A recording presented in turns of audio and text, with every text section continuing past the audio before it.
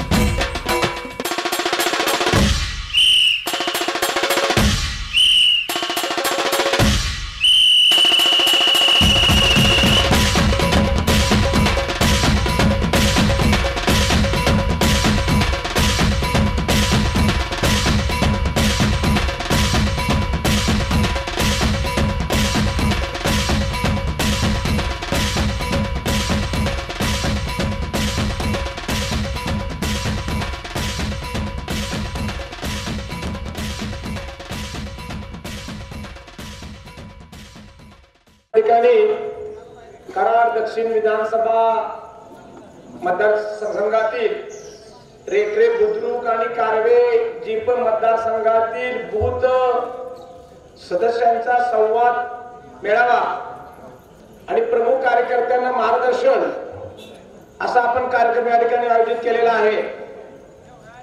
आपल्या या कार्यक्रमासाठी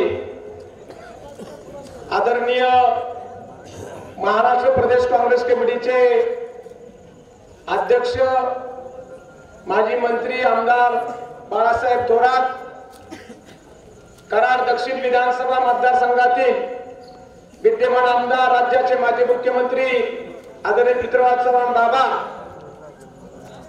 खास या कार्यक्रमासाठी आलेले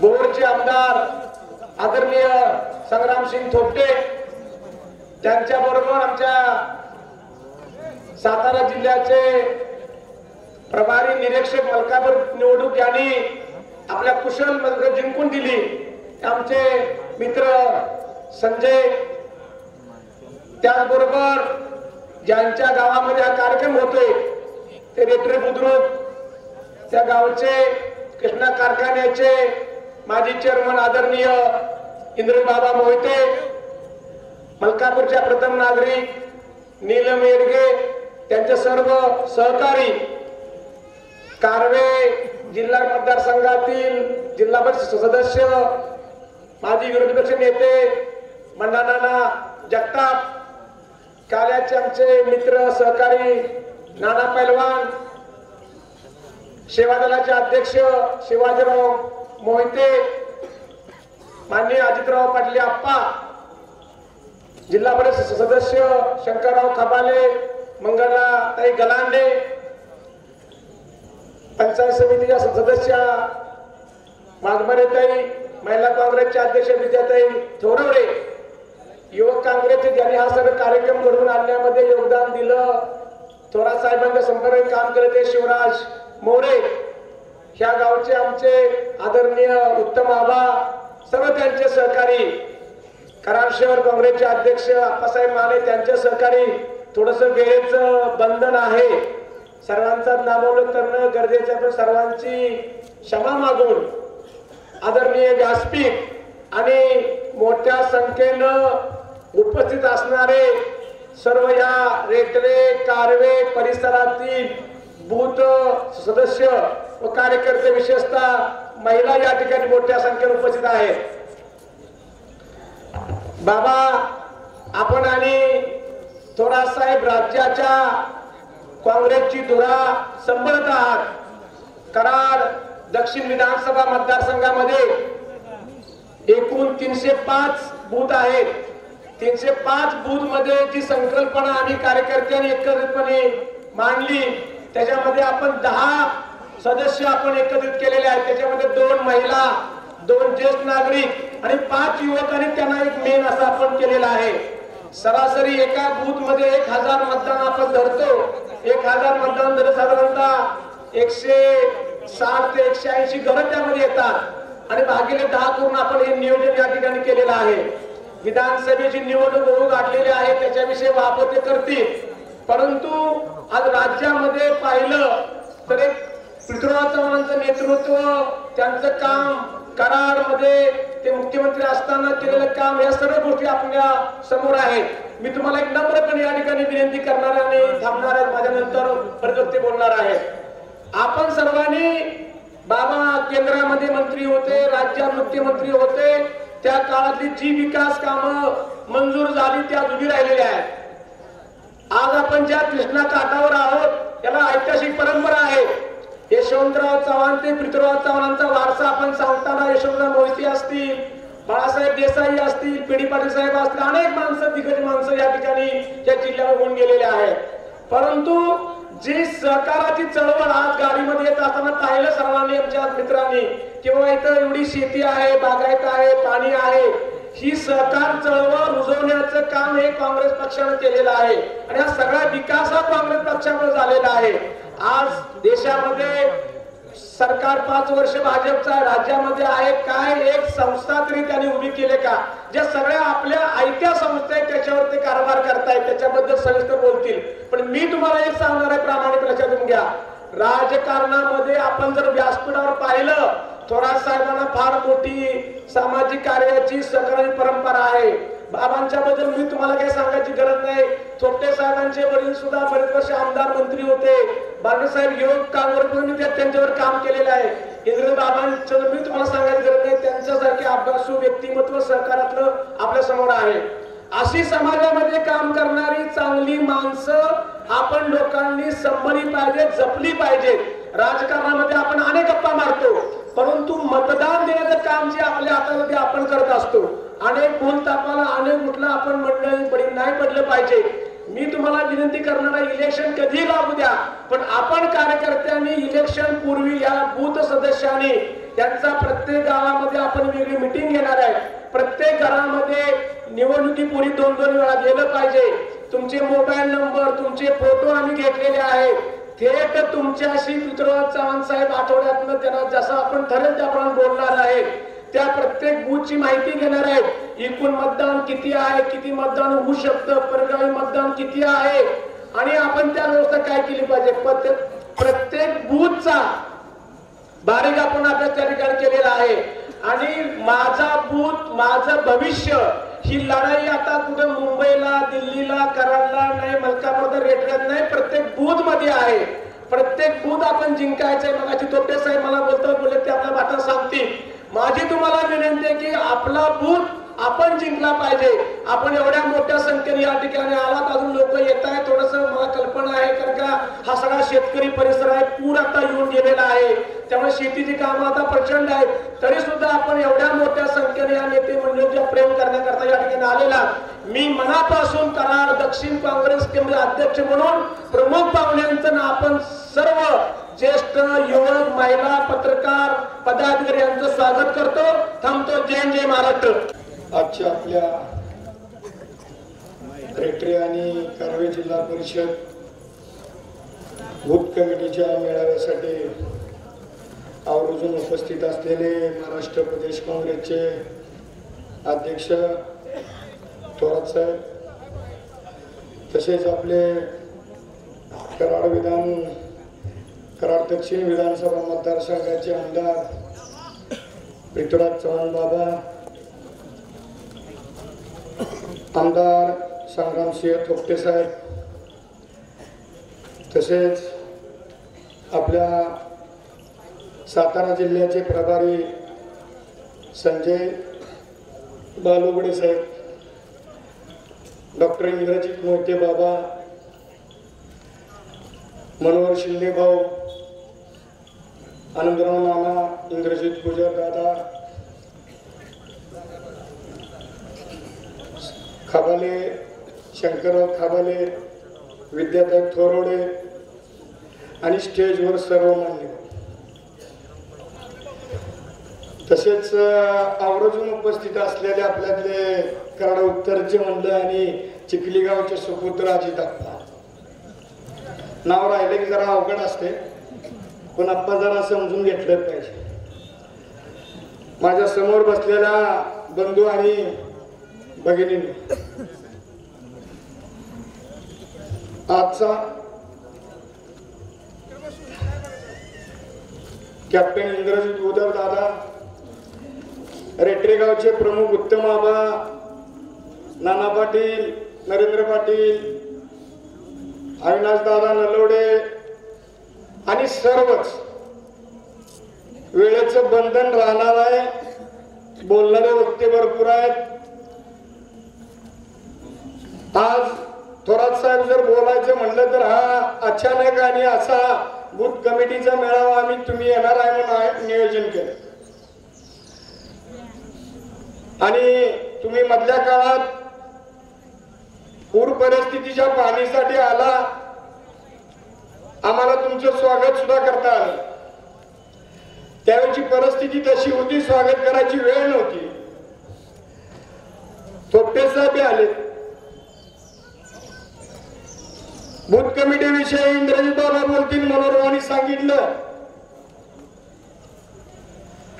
मला तुम्हाला आवर्जून फक्त एकच सांगायचंय की या गावाला ज्या नेत्यांनी दिशा दिली, या महाराष्ट्राला ज्या नेत्यांनी दिशा दिली, अशा नेत्यांचं नाव घेऊन जर राजकारण कोणी करत असेल तर ती योग्य नाही. डॉक्टर इंद्रजित बाबा हेच फक्त या कुटुंबाच्या यशवंतराव मोहिते घराचे वारस आहेत. आणि हे आपल्या लक्षात आलं पाहिजे. काही लोकांना सवय असते की भाऊंचं नाव घेऊन वरचा दाखवायचा. ज्या भाऊंनी महाराष्ट्राला दिशा दिली त्या भाऊंचं नाव सुद्धा घ्यायला तुम्हाला अधिकार नाही. मला आवर्जून का सांगावं वाटतं तर खरोखर महाराष्ट्राला दिशा देणाऱ्या माणसाचं तुम्ही नाव आणि त्या माणसाच्या आत्म्याला शांती लागेल असं कमीत कमी राजकारण करायला हवं होतं. ज्या भावानी तुम्हाला पद दिली, ज्या भावानी तुम्हाला सगळं दिलं, त्या भावांच्या आत्म्याला शांती लागेल असं काहीतरी कृत्य करा. तुम्ही आज ज्या गावोगावी फिरून सांगता आमच्या इथं कटाव 50 कोटी आणले, मला रेड्रे गावातल्या एकाही व्यक्तीनं उठून सांगा 10 रुपये जर तुमच्या गावात पडले असले तर मग मी त्यांचं काहीतरी कुठं सत्कार घ्यायचं म्हटलं तर घेईल. मी माझ्या गावात सुद्धा मी त्यांना जाहीरपणे आवाहन केलं होतं. बाबा सीएम असताना ही मंडळी बाबांच्या बरोबर संस्था वाचवण्यासाठी संस्था ताब्यात कशा राहतील, कशा जागा वाढवून मिळतील ह्या प्रयोगासाठी ही मंडळी राहिली. आणि आज ज्या वेळेला तुम्ही दुसरं सरकार आलं की तिकडं मला वाईट वाटतं की एवढ्या मोठ्या कुटुंबात तुम्ही आज जन्म घेतला. ज्या भावांच्या विचाराचा वारसा इंग्रजी बाबांच्याकडे जा. कुठलीही संस्था काढली असेल तर ती तुम्ही भावांच्या जीवावर काढली, भावांच्या नावावर काढली. बाबा मुख्यमंत्री असताना तुम्ही तुमच्या गावाचा काय विकास केला, मतदारसंघातला काय विकास केला. थोरात साहेब मला आवर्जून बोलावं असं वाटतं कार्यक्रम बूथ कमिटीचा, पण बसलेल्या समोर जनतेला माहिती पाहिजे की आपण काय करतो.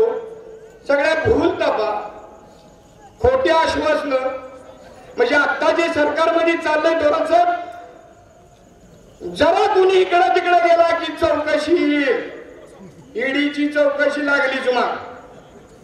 तसं आमच्यात काय झालंय, कुठलंही काम नाही, एक विकास काम नाही. यांच्या गावातली विकास कामं नाही, दक्षिण मध्ये कुठे विकास काम नाही.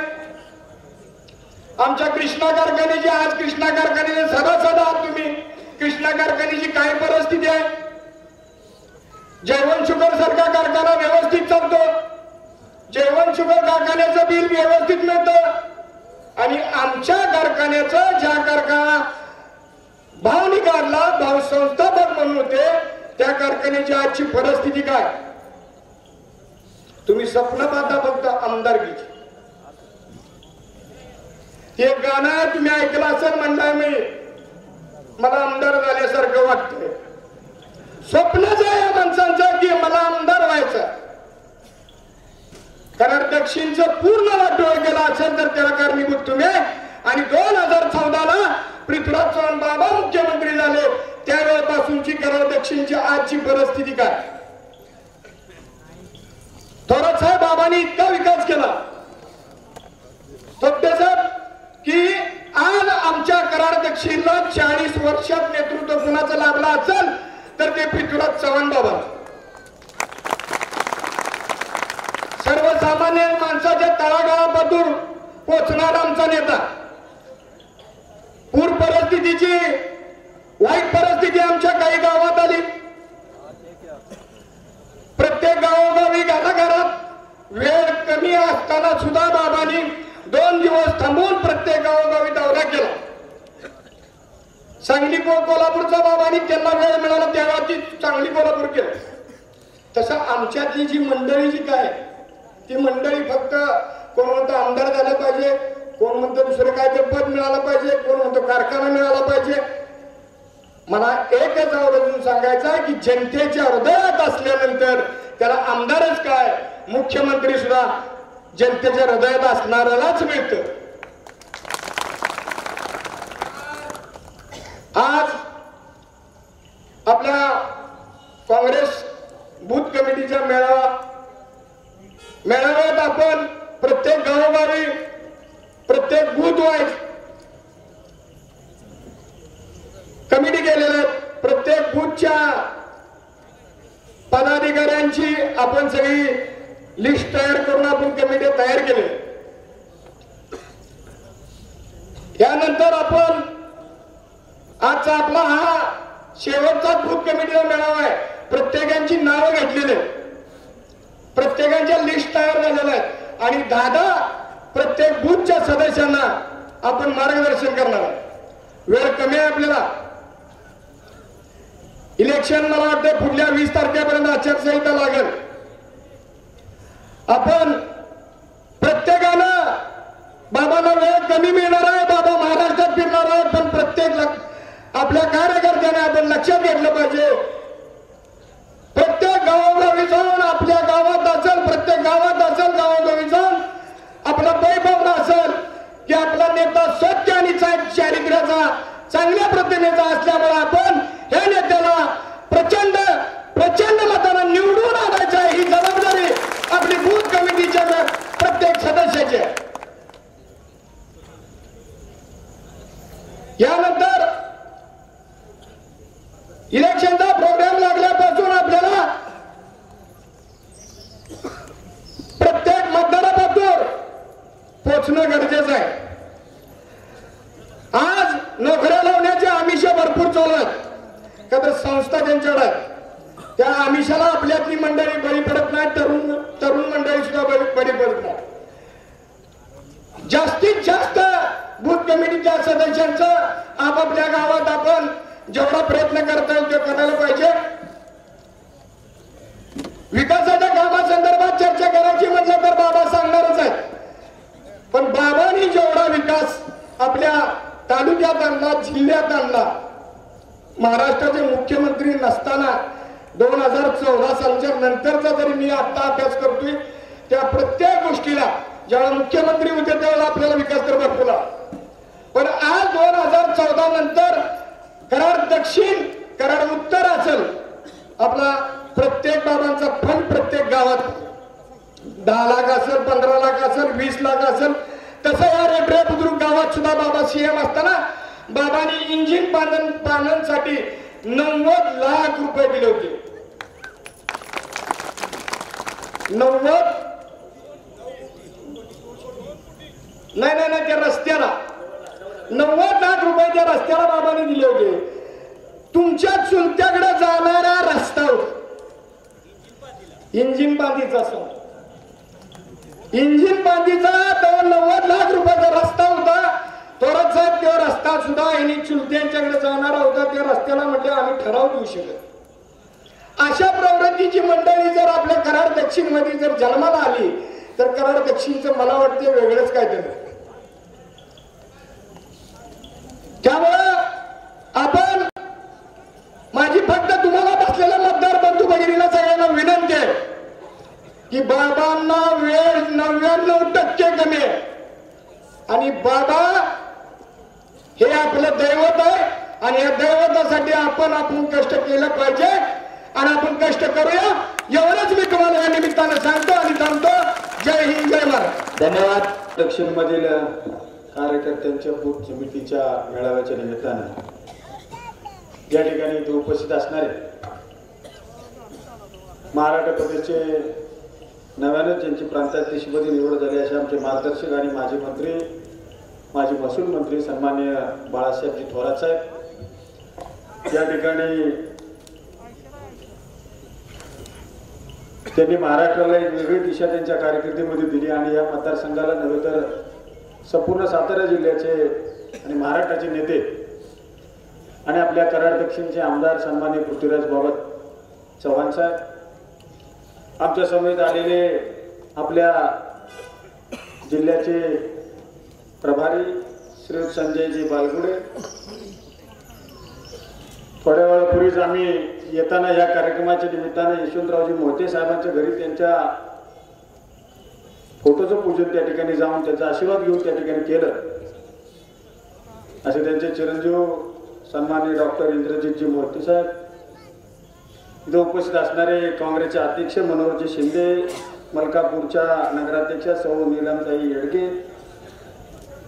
युवकचे जिल्हाध्यक्ष धीराजी शिंदे, शिवराजजी मोरे, इंद्रजितजी गुजर, जयंतरावजी जगताप, राजेंद्रजी माने, विक्रमसिंहजी पाटील, मंदाताईजी यादव, मंगलाताईजी गलांडे, शंकररावजी खबाले, निवासरावजी थोरात, विद्याताईजी थोरवडे, पैलवान नाना पाटील, नितीनजी थोरात, शिवाजीराव मोहिते, इंद्रजित चव्हाण, राहुल चव्हाण, उत्तमरावजी मोहिते, दिग्विजयजी सूर्यवंशी, तसेच या व्यासपीठावर उपस्थित असणारे सर्व तमाम काँग्रेस पक्षाचे कार्यकर्ते, उपस्थित सर्व बूथ कमिटीचे सर्व समन्वयक, पत्रकार बंधू आणि भगिनी,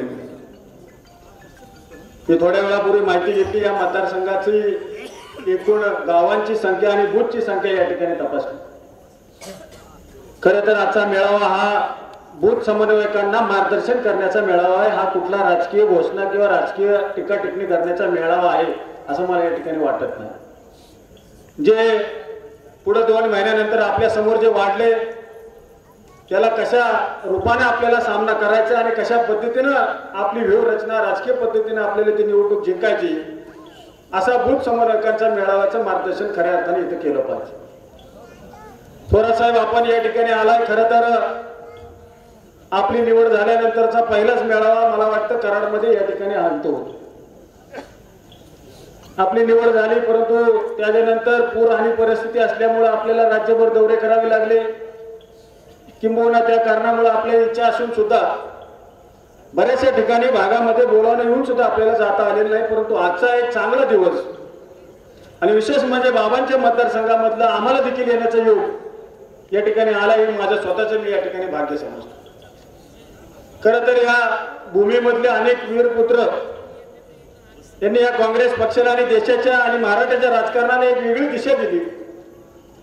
असं हे आपलं रेटरे गाव आणि या रेटरे गावाला एक राजकीय परंपरा असणारी एक रेटरे गाव. खरं तर तुम्हाला इथं आम्ही राजकारणाविषयी काय बाळकडू सांगायचं हा देखील प्रश्न आमच्या पुढे आहे. खरं तर या गावानं महाराष्ट्राला आणि देशाला राजकारणाची दिशा दिली. काँग्रेस पक्षाला जडणघडणीमध्ये त्यांनी घडवण्याचं काम केलं. त्या गावामध्ये तिथल्या कार्यकर्त्यांना बूथ समन्वयकाच्या संदर्भातलं मार्गदर्शन करणं हा थोडासा एक कठीण विषय आमच्या पुढे आहे. खरं तर यादी पाहिली तर 305 बूथ संख्या या मतदारसंघामध्ये आहे कराड दक्षिण मध्ये आणि साधारणतः 114 गावं, बरोबर ना, 113 ते 14 गावं या मतदारसंघामध्ये आहे. खरं तर साहेब आपण या ठिकाणी नशीबवान आहात, कारण की एवढी कमी बूथ संख्या आणि एवढी कमी गावं महाराष्ट्रामध्ये आपल्याला त्या ठिकाणी आहे. कारण की मी या भोर मतदारसंघाचं प्रतिनिधित्व करतो. त्याच्यामध्ये भोर, वेल्हा आणि मुळशी या 3 तालुक्याचे मिळून 429 गावं आणि 525 बूथचं काम मला त्या ठिकाणी तिथं करावं लागतं आणि त्या मानानं आपल्याकडे 305च बूथ. खरं तर मला वाटतंय अधिक चांगलं काम या ठिकाणी आणि कमी वेळामध्ये जास्त संख्या या बूथच्या माध्यमातून मतदानाच्या निमित्ताने इथं आहे. साधारणतः 3 लाखाचं मतदान या ठिकाणी या मतदारसंघामध्ये आहे आणि यातून उद्याच्या भविष्यातला आपला असणारा लोकप्रतिनिधी हा सक्षम लोकप्रतिनिधी आपल्याला या निवडणुकीच्या निमित्तानं निवडायचा आहे. राज्यामध्ये सध्याची चालू असलेली राजकीय परिस्थिती, त्यामधून काँग्रेस पक्षाची असणारी वाटचाल ही तर खरं तर त्या ठिकाणी कठीण त्या ठिकाणी प्रसंग आहे आणि कठीण अडचणीची गोष्टीतून आपल्याला त्या ठिकाणी सामोरं जावं लागतं.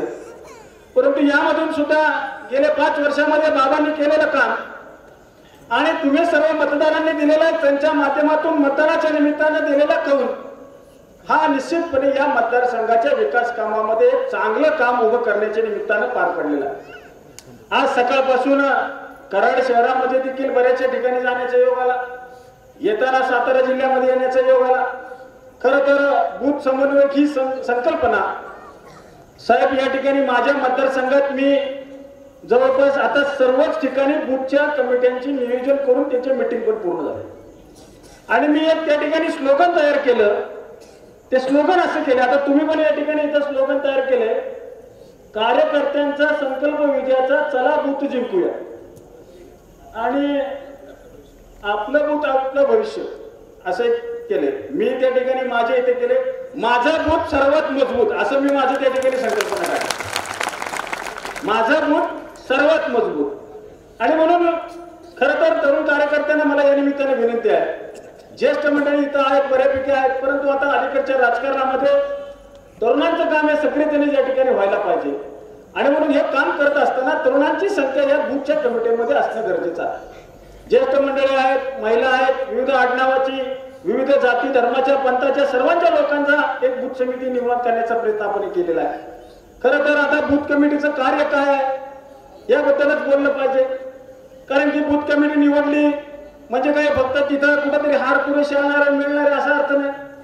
खऱ्या अर्थानं त्या गावामध्ये बूथ कमिटी निवडल्यानंतर त्या गावाच्या बूथची 100% काँग्रेस पक्षाची मतदान करून घेण्याची जबाबदारी या बूथ कमिटीच्या सदस्यांवरती त्या ठिकाणी आहे.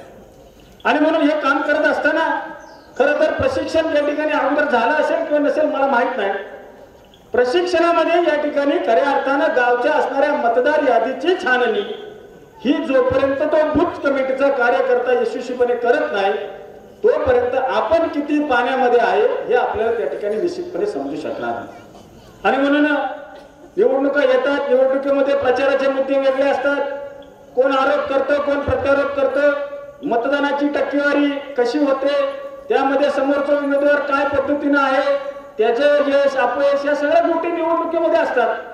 परंतु कार्यकर्त्याने जर मनाशी खूनकाट बांधली आणि ठरवलं माझ्या बूथ मधून एवढं मतदान हे या ठिकाणी काँग्रेस पक्षाच्या उमेदवाराला 100% मी देईल, तर मला वाटतं असाध्य असं काही नाही.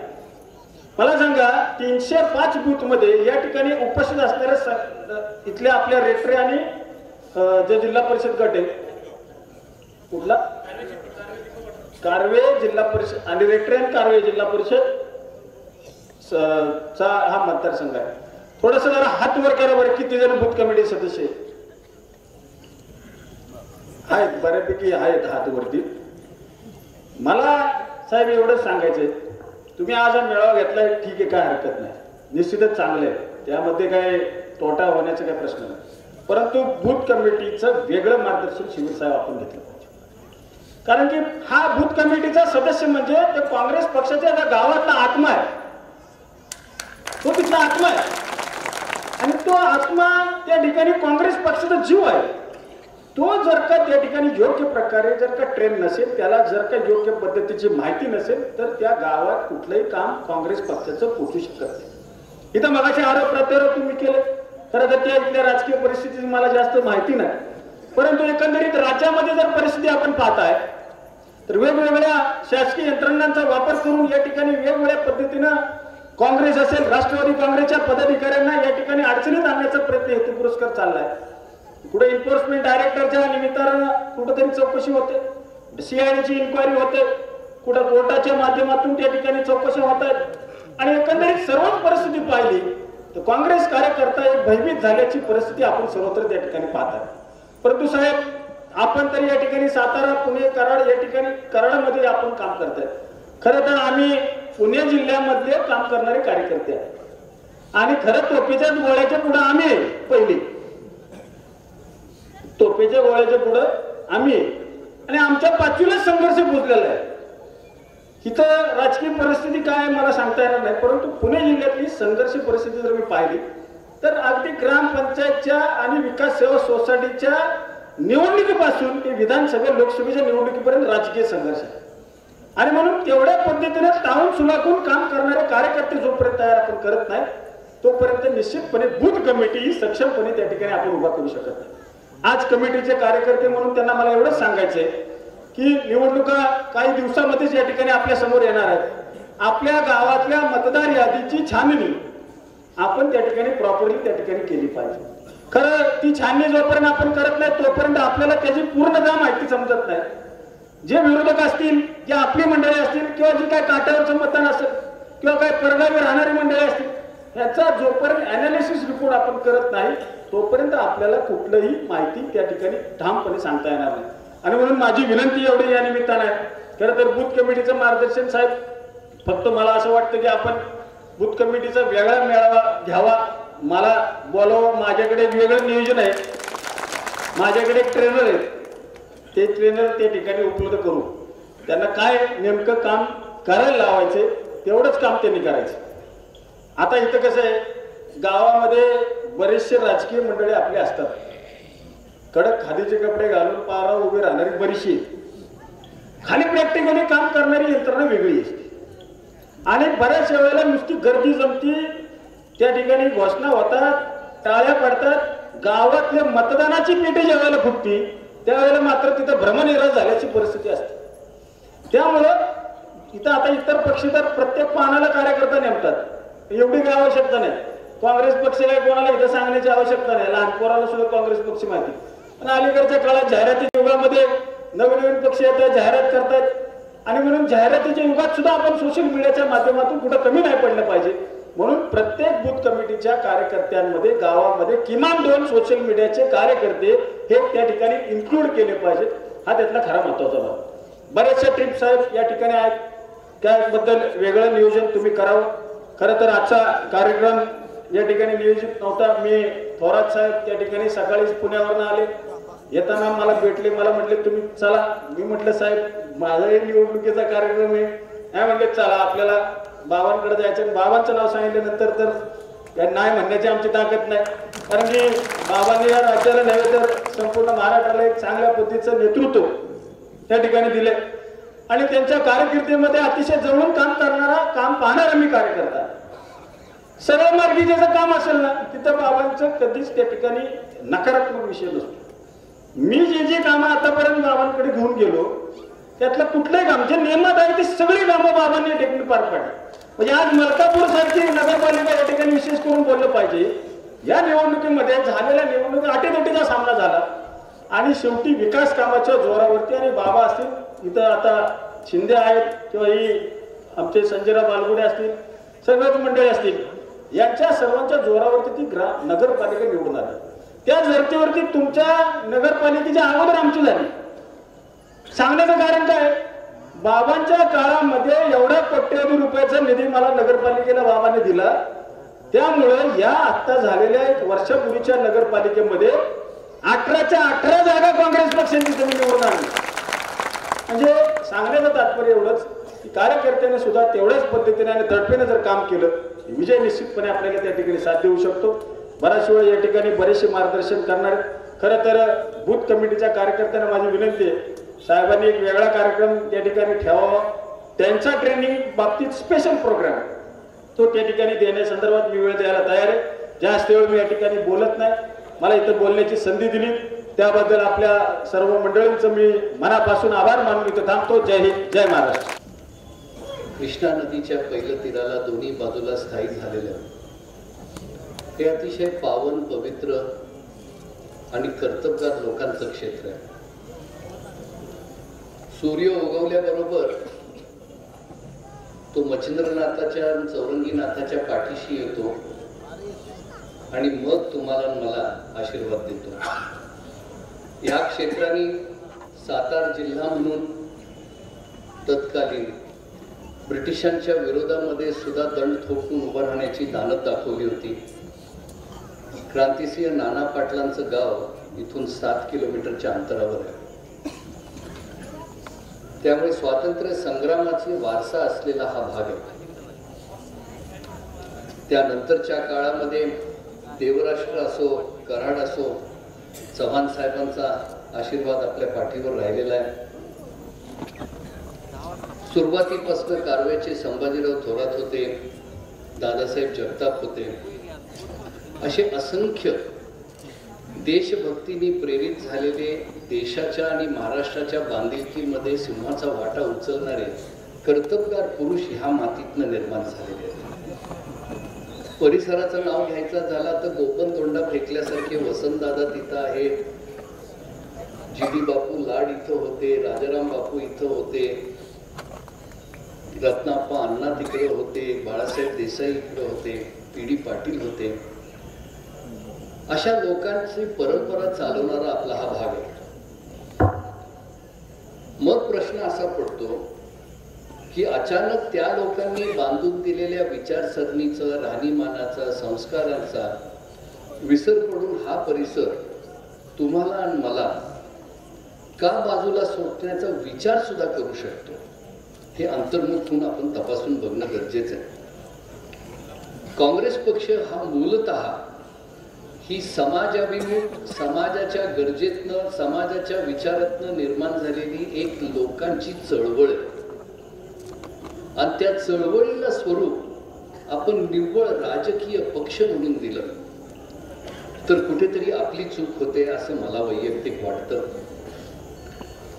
आणि मधल्या ह्या कालावधीमध्ये झालेला समाजामधला आणि आपल्या विचारांमधला जो दुरावा आहे तो आपल्याला भरून काढायचा आहे, तातडीने भरून काढायचा आहे. कारण परिस्थिती गंभीर आहे आणि त्यामुळे गंभीर दखल घेण्याची वेळ आलेली आहे.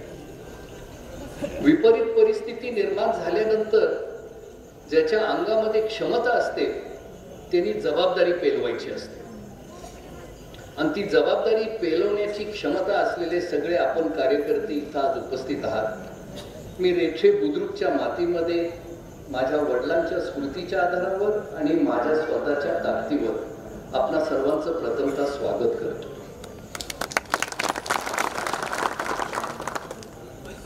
समाजापर्यंत पोहोचणं अत्यंत गरजेचं झालंय आणि थोपटे साहेबांनी सांगितलेला मुद्दा अगदी रास्त आहे की बऱ्याच साऱ्या लोकांना भाषणं ऐकायची सवय सुद्धा आता तुटलेली आहे.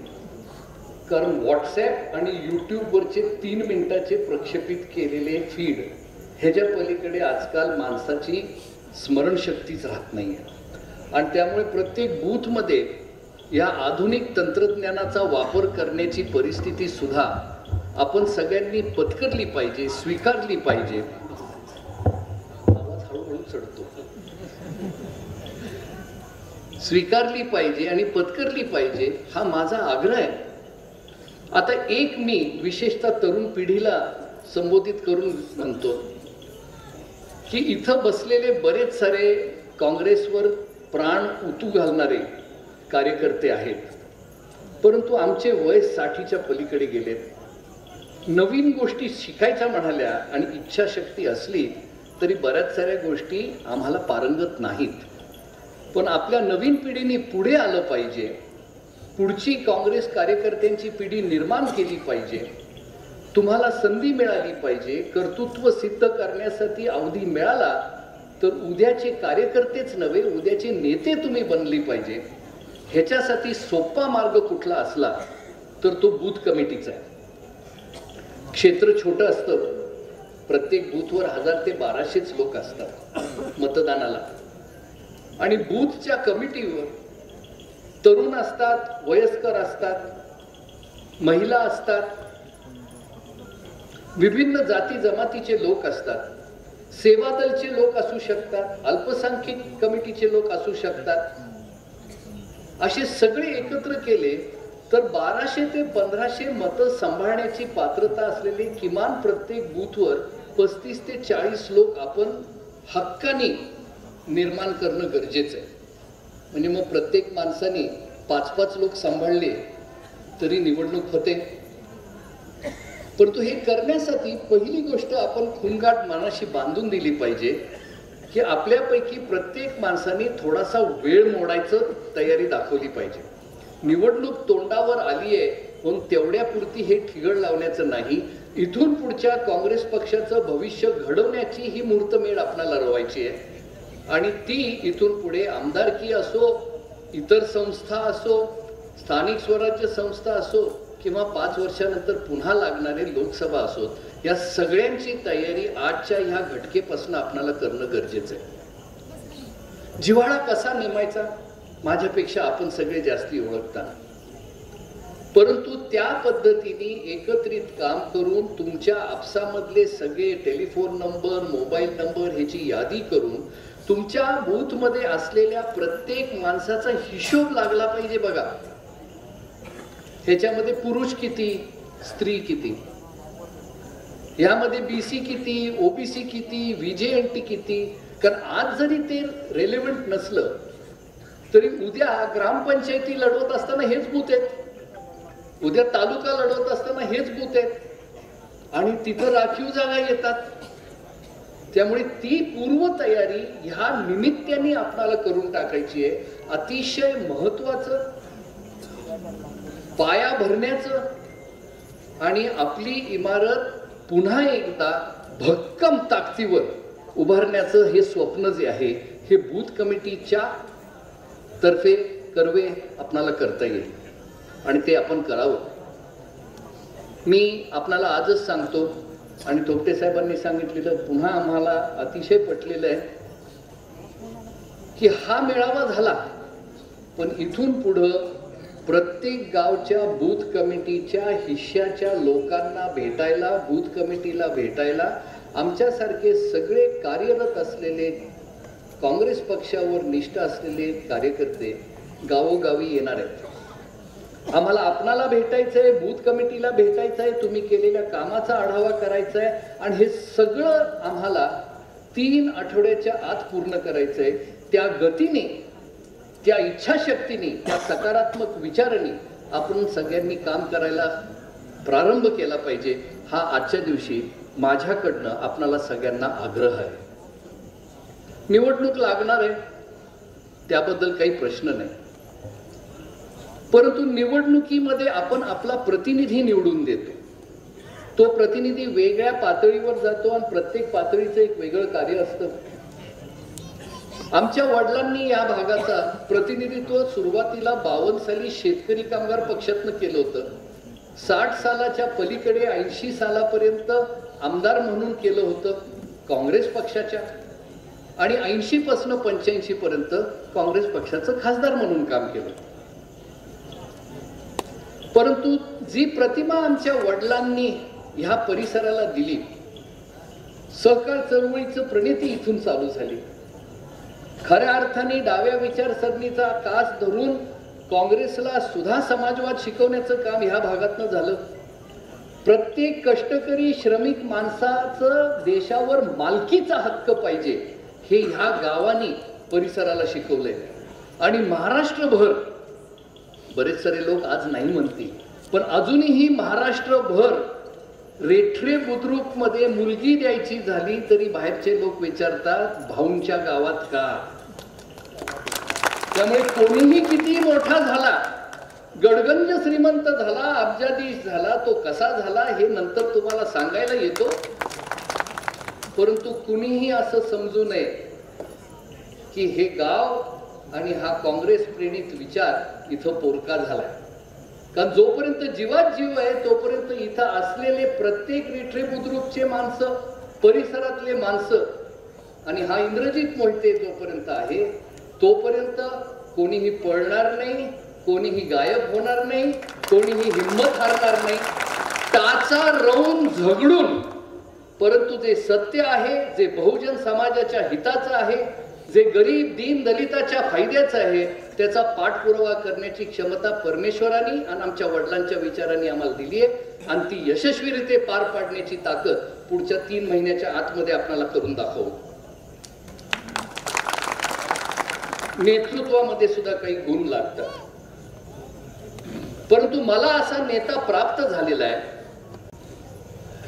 जो विनयशील आहे, सुजान आहे, सुसंस्कृत आहे, उच्च विद्या विभूषित आहे, जो सामान्यामध्ये बसायला लाजत नाही, हातात हात घालायला घाबरत नाही आणि तांब्या फुलपात्रातनं आलेलं पाणी प्यायला घाबरत नाही.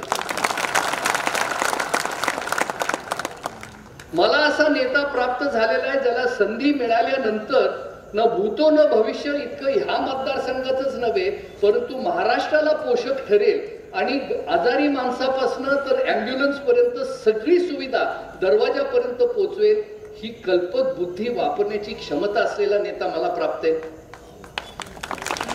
मला असा नेता प्राप्त आहे ज्याची विद्वत्ता त्याच्या बोलण्यातनं येते, त्याच्या आकडेमोडीतनं त्याचा अभ्यास दिसून येतो, त्याच्या जिभेवर साक्षात सरस्वती नाचते.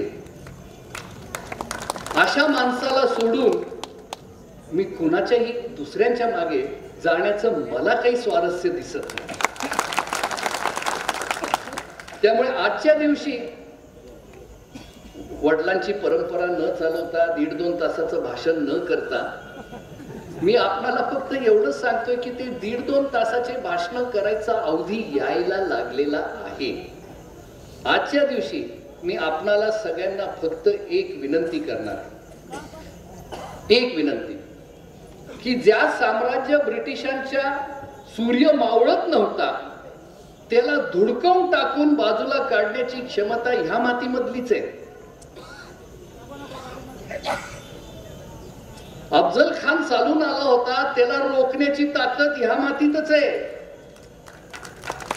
दिल्लीच्या तख्तापर्यंत जाऊन तख्ताला पाय लावून येण्याची ताकद सुद्धा ह्या मातीतलीच आहे. समाजवाद घडवण्याची ताकद इथलीच आहे. हा नवीन निर्माण झालेला औद्योगिक आणि देशामध्ये अव्वल नंबर असलेला महाराष्ट्र निर्माण करण्याची ताकद इथलीच आहे.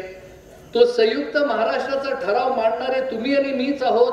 हे कोयनेचं धरण उभारणारे लोक तुम्ही आणि मीच आहोत. सार्वत्रिकरण करणारे लोक तुम्ही आणि मीच आहोत. सत्तेचं विकेंद्रीकरण करणारे लेख तुम्ही आणि मीच आहोत. 18 वर्षाच्या वरच्या मुलांना मताचा हक्क देऊन या देशाचा नागरिकत्वच नव्हे पण मालकी हक्क देण्याची क्षमता असलेले तुम्ही आणि मीच आहोत. आणि तुम्ही आणि मी हे कोण दोन नाही, आपण सगळे एकत्र काँग्रेस पक्षाच्या नावामध्ये.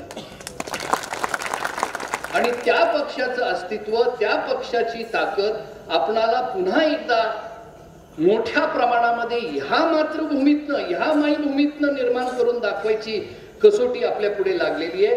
ती सगळी करण्यासाठी मी तुमच्या पाठीशीच नाही तुमच्या बरोबरीने चालायला तयार असताना आपण सर्वांनी ती ताकद दाखवावी, स्वतःनी प्रेरित व्हावं, सकारात्मक विचार करावा आणि इथून पुढच्या काळामध्ये काम करायला लावावं. एवढीच विनंती करून मी आपल्या सगळ्यांची रजा घेतो. नमस्कार. कराड दक्षिण विधानसभा मतदारसंघातील 2 जिल्हा परिषद मतदारसंघ, रेठरे बुद्रुक मतदारसंघ आणि कारवे जिल्हा परिषद मतदारसंघ या 2 मतदारसंघातील 80-85 बूथ कमिटीच्या सदस्यांचा मेळाव्याचा कार्यक्रम आज आपण या ठिकाणी घेत आहे. त्याला आपण संवाद मेळावा म्हटलेला आहे. आणि त्या मेळाव्याला महाराष्ट्र प्रदेश काँग्रेस कमिटीचे अध्यक्ष, त्यांची नुकतीच काही दिवसापूर्वी काँग्रेस अध्यक्षा सोनिया गांधी यांनी नेमणूक केलेली आहे, ते या कार्यक्रमाला उपस्थित आहेत आपल्या सर्वांना आशीर्वाद देण्याकरता. त्याचबरोबर भोर मतदारसंघातले लढाऊ युवक आमदार संग्रामजी थोपटे, ज्यांच्या पिताजींना आपण सर्व ओळखत होता, अनंतरावजी थोपटे हे आमचे सर्वांचे विरोधी पक्ष नेते होते आहेत आणि त्यांचा मार्गदर्शक आम्हा सर्वांना अजूनही त्या ठिकाणी लागतं. भाऊंच्या बरोबर त्यांनी काम केलेलं आहे. त्याचबरोबर माननीय संजय बालगुडे, महाराष्ट्र प्रदेशचे सरचिटणीस डॉक्टर इंद्रजित मोहिते, सातारा जिल्हा युवक काँग्रेस अध्यक्ष विराज शिंदे, अजितराव पाटील, वडगाव हवेलीचे बंडानाना जगताप, माजी विरोधी पक्ष नेते जिल्हा परिषद, मलकापूरचे उपनगराध्यक्ष मनोहर शिंदे, महाराष्ट्र प्रदेश युवक काँग्रेसचे उपाध्यक्ष शिवराज मोरे, जिल्हा परिषद सदस्य शंकरराव खवाले, जिल्हा परिषद सदस्य निवासराव थोरात, जिल्हा परिषद सदस्य सौ मंगलाताई गलांडे, बाळासाहेब थोरात प्रदेश प्रतिनिधी, माजी जिल्हा परिषद सदस्य सौ विद्याताई थोरडे, पंचायत समिती सदस्य वैशालीताई वाघमारे, पंचायत समिती सदस्य नामदेवराव पाटील, कराड शहर काँग्रेसचे अध्यक्ष राजेंद्र आप्पा माने, कोळ्याचे राजेंद्र चव्हाण, सयाजीराव यादव, कारव्याचे वैभव थोरात, अनेक उत्तमराव पाटील प्राध्यापक, रेठरे बुद्रुकचे कृष्ण चव्हाण, उत्तमराव मोहिते आबा, त्याचबरोबर उत्तमराव पाटील पंचायत समिती सदस्य, सनी मोहिते, आबा सूर्यवंशी, नितीन पाटील, माणिकराव पाटील, ॲडव्होकेट बाळासाहेब पाटील टाळगाव, सरपंच येळावरे सुभाषराव पाटील, काल्याचे नाना पाटील पैलवान, ॲडव्होकेट नरेंद्र पाटील जकीनवाडी, शिवाजीराव मोहिते, सेवा दलाचे अध्यक्ष टाळगावचे अण्णा जाधव, कोटेवाडीचे बापूराव काटेकर, अल्पसंख्याक सेलचे उपाध्यक्ष महाराष्ट्राचे आदिल बोबीन, सातारा जिल्ह्याचे काँग्रेस अल्पसंख्याक विभागाचे अध्यक्ष झाकीर पठाण, शेऱ्याचे मोहनराव निकम, ॲडव्होकेट रामभाऊ होगले, कराडचे माजी शहराध्यक्ष प्रदीप जाधव, राहुल पाटील सुकणे, अविनाश नलवडे, आर आबा बलकापूरचे सभापती, बाळासाहेब जाधव येरावळे, सौ संजीवनी कारवेकर, राष्ट्रवादी काँग्रेसच्या महिलाच्या संघटक, त्याचबरोबर कराड आणि बलकापूर नगरपालिकेचे सर्व सन्माननीय आजी माजी नगरसेवक, पत्रकार बंधू आणि या कार्यक्रमाला आलेले बूथ कमिटीचे सर्व सदस्य आणि बंधू भगिनींनो, मी आपला फार वेळ घेत नाही. पहिल्यांदाच माझे मंत्रिमंडळातील सहकारी, राज्याचे महसूल मंत्री, शिक्षण मंत्री, कृषी मंत्री आणि अतिशय कुशल प्रशासक आणि ज्यांनी सहकार क्षेत्रामध्ये संगमनेर तालुका नगर जिल्ह्यामध्ये अतिशय सक्षम अशी दूध संस्था, साखर कारखाने, इंजिनिअरिंग कॉलेजेस, मेडिकल कॉलेजेस वगैरे सर्व संस्था अतिशय सक्षमपणे चालवलेली आहे. आज अनेक सहकारी संस्थांच्या वर अडचणी आल्या तरी बाळासाहेब थोरात यांनी आपल्या संस्था अतिशय उत्कृष्टपणे चालवल्या आहेत आणि त्यांच्या प्रशासन गुणामुळे काँग्रेस पक्षाने त्यांना महाराष्ट्राच्या निवडणुकीची सर्व जबाबदारी त्यांच्यावर टाकलेली आहे. ते आज या मेळाव्याला आलेले आहेत. हा मेळावा फक्त 2 जिल्हा परिषदेच्या बूथ कमिटीच्या सदस्यांचा आहे. या मेळाव्याला संग्राम थोपटे आमदार भोर तालुक्यातले हे खास आम्हाला लाभले. संग्राम थोपटे एक लढाऊ आमदार आहेत. विधानसभेमध्ये आपल्या मतदारसंघाकरता डोंगरी मतदारसंघ बांधतात. आपला सरकार तो डोंगरी मतदारसंघ आहे. आपला जो डोंगरी भाग पश्चिमेचा आहे तसा त्यांचा मतदारसंघ. पण बूथ कमिटीचं काम त्यांनी संबंध महाराष्ट्रामध्ये अतिशय वाखाणण्यासारखं केलेलं आहे. ते स्वतः त्यांच्याकडे बूथ कमिटीचे प्रशिक्षक आहेत, ट्रेनर आहेत. शक्ती ॲपमध्ये महाराष्ट्रात सर्वात जास्त कुठल्या विधानसभा मतदारसंघामध्ये शक्ती ॲप झाल्याचे ते संग्राम थोपट्यांनी केले. म्हणून त्यांना आता जे पुढचा टप्पा बूथ कमिटीचा जो आहे तो म्हणजे त्यामध्ये मतदारसंघाच्या आधीचं वाचन करणं, त्यामध्ये विभागन करणं, आपले कोण, आपल्या विरोधातले कोण, कोणाला आपण भेटलं पाहिजे, जातीय समीकरण कसे आहे, ते सगळं विश्लेषण जे करायचं असतं ते बूथ कमिटीच्या प्रत्येक बूथ कमिटीच्या मेंबर्सनी तिथं ते बूथ कमिटीचं सामुदायिक वाचन करायचं असतं. हा एक पुढचा महत्वाचा कार्यक्रम आहे.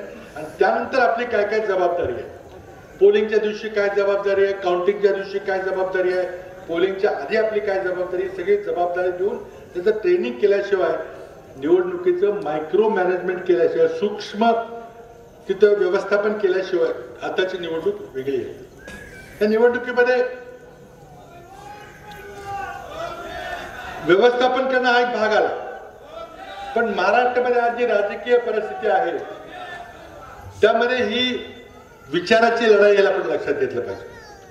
आज खरं म्हणजे काँग्रेस पक्षाचा जो महाराष्ट्रातला जो विचार आहे त्या विचाराचा केंद्रबिंदू रेठरे बुद्रुक गाव आहे असं म्हटलं तरी काही वावगं होणार नाही. या गावामध्ये स्वर्गीय यशवंतरावजी चव्हाण भाऊ, यशवंतरावजी मोहिते आणि भाऊ यांनी संबंध महाराष्ट्राला विचार दिला. अनेक वर्ष ते मंत्रिमंडळामध्ये होते. त्यांनी अनेक खाती, अर्थ खातं सांभाळलं, सहकार खातं सांभाळलं, गृहनिर्माण खातं सांभाळलं. ज्या ज्या खात्यामध्ये त्यांनी काम केलं त्या खात्यामध्ये आपली विशेष छाप सोडली. देशात प्रसिद्ध असलेली कापूस एकाधिकार योजनेचा जन्म भाऊंच्या कल्पनेतून झाला. गृहनिर्माण विभागामध्ये गृहनिर्माणचा प्रचंड मोठा कार्यक्रम भाऊंनी केला. सहकार चळवळीमध्ये क्रांतिकारक काम त्यांनी केलं. आणि सर्वात महत्वाचं म्हणजे ज्याला आपण समाजवादी विचार म्हणतो, डावा विचार म्हणतो, ज्या विचाराला घेऊन काँग्रेस पार्टी आतापर्यंत राज्य करत आलेली आहे. काँग्रेसमध्ये अनेक वेळेला विभाजन झालं, फूट पडली, 69 साली पडली, त्यानंतर 78ला पडली, पुन्हा 99ला पडली. त्यावेळेला काँग्रेसने स्वर्गीय इंदिराजींच्या नेतृत्वाखाली लेफ्ट ऑफ सेंटर म्हणजे मध्य भूमिका न ठेवता थोडीशी डावी भूमिका म्हणजे समाजवादी भूमिका घेतली. त्या भूमिकेचे प्रणेते भाऊ होते. त्या विचाराचा जन्म हा रेठरे बुद्रुकमधून झाला. आणि त्या रेठरे बुद्रुकमध्ये त्या विचाराला आपण गाडायचं, त्यामध्ये संपून टाकायचं हे कदापि होणार नाही. हे सांगण्याकरता मला वाटतं आज हा मेळावा या ठिकाणी अतिशय आग्रहानं आपण मोठ्या संख्येने इथं आलेला आहे. हा विचार आम्ही संपू देणार नाही. ही लढाई विचाराची आहे. आज गेल्या 70 वर्षामध्ये स्वातंत्र्य मिळाल्यानंतर काँग्रेस पक्षाने या देशाला जे विचार दिला, जे समाजकारण दिलं, जे संविधानावर आपल्या घटनेवर आधारित संविधान जे प्रशासन दिलं, राजकारण दिलं, समाजकारण दिलं, ते संपायला लागलेलं आहे. ते संपवणारा विचार आज सत्तेत बसलेला आहे. दिल्लीमध्ये बसलेला आहे, महाराष्ट्रामध्ये बसलेला आहे. त्या लोकांना शेतकऱ्याचे काही दुःख माहिती, अलीकडे आपल्या गावामध्ये महापूर आला. त्या महापुराचं प्रशासन व्यवस्थापन व्यवस्थितपणे सरकारला करता आलं नाही. कारण सरकारचे मंत्री कोणी प्रदेश अध्यक्ष आहे, कोणी कुठं काम करतोय. आपत्ती व्यवस्थापनचा मंत्री हा पुण्यात पक्षाच्या कार्यक्रमात व्यस्त आहे. सांगलीमध्ये कोणी नाही, कोल्हापुरात कोणी नाही, कराड परिसरामध्ये कोणी मंत्री आलं नाही. प्रशासनाला नीट आदेश द्यायला कोण नव्हतं. आणि म्हणून कोल्हापूरच्या लोकांनी मागणी केली की आम्हाला पूर्ण वेळ पालकमंत्री द्या. कारण जेव्हा हर्षवर्धन पाटील कोल्हापूरचे पालकमंत्री होते 2005 साली पूर आला होता, सलग 18 दिवस त्यांनी गाव सोडलं नव्हतं.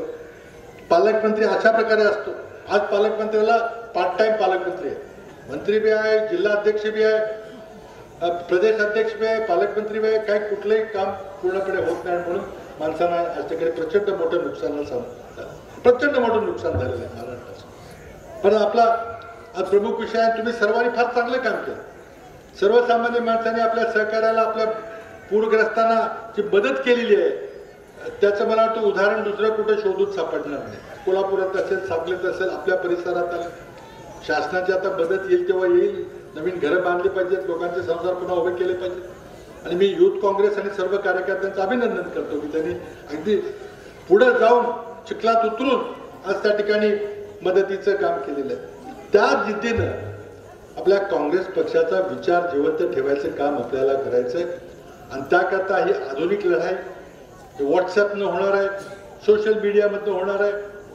त्याचबरोबर बूथ कमिटीचं शास्त्रोक्त पद्धतीनं सूक्ष्म व्यवस्थापन करून होणार आहे.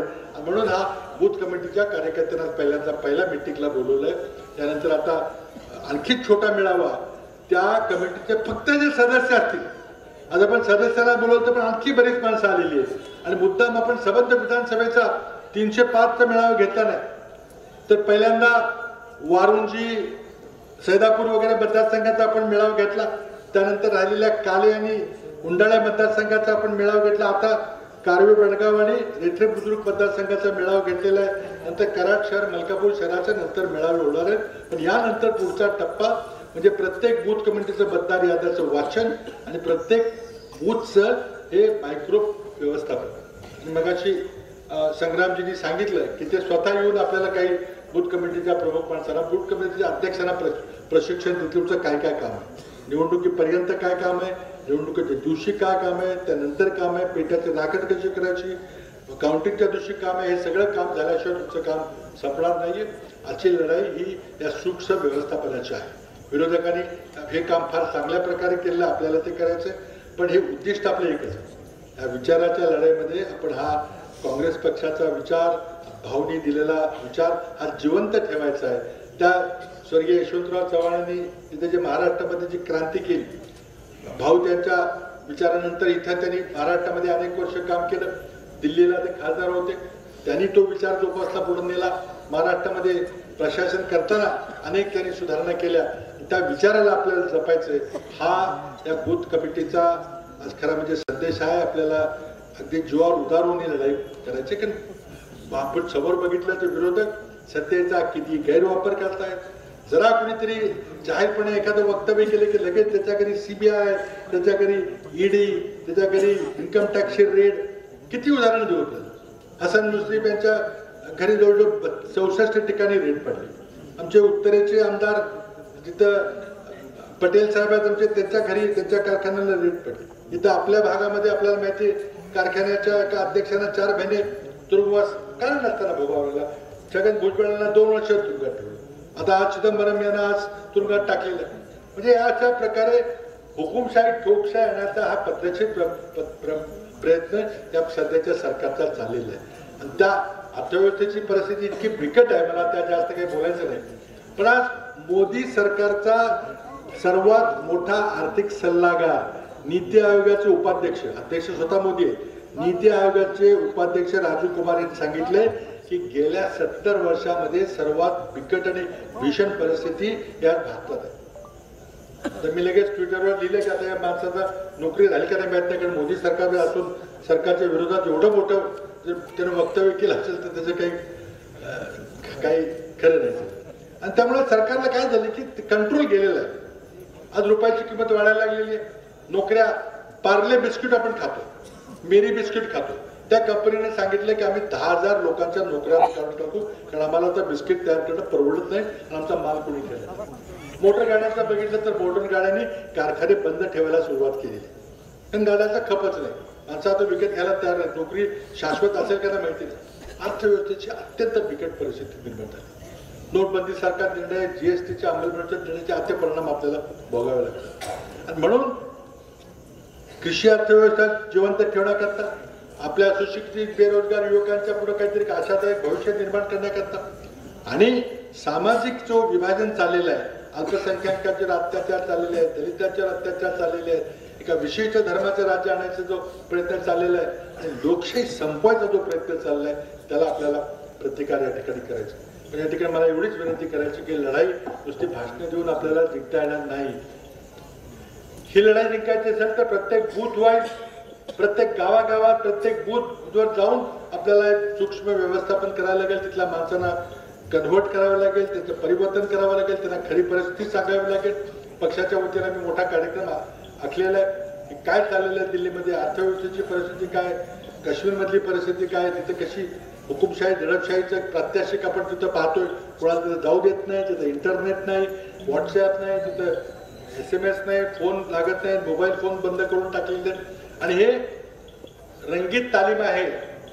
भारतात पुढं काय होणार आहे त्याची रंगीत तालीमबाद आज काश्मीरमध्ये 400 विरोधी पक्षाच्या लोकांना दोघात टाकलेले आहेत. आणि याची पुनरावृत्ती महाराष्ट्रात होणार नाही, इतर देशात होणार असं कोणी मानू नका.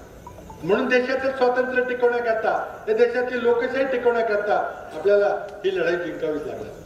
म्हणून मी पुन्हा एकदा बाळासाहेब थोरात यांनी या ठिकाणी आपला अतिशय बहुबल वेळ दिला आहे. त्यांनी नवीन फार मोठी जबाबदारी घेतलेली आहे, तरी त्यांनी जवळजवळ दिवसभर आपल्याला या मतदारसंघात दिला. त्यांचे आणखी काही कार्यक्रम होते.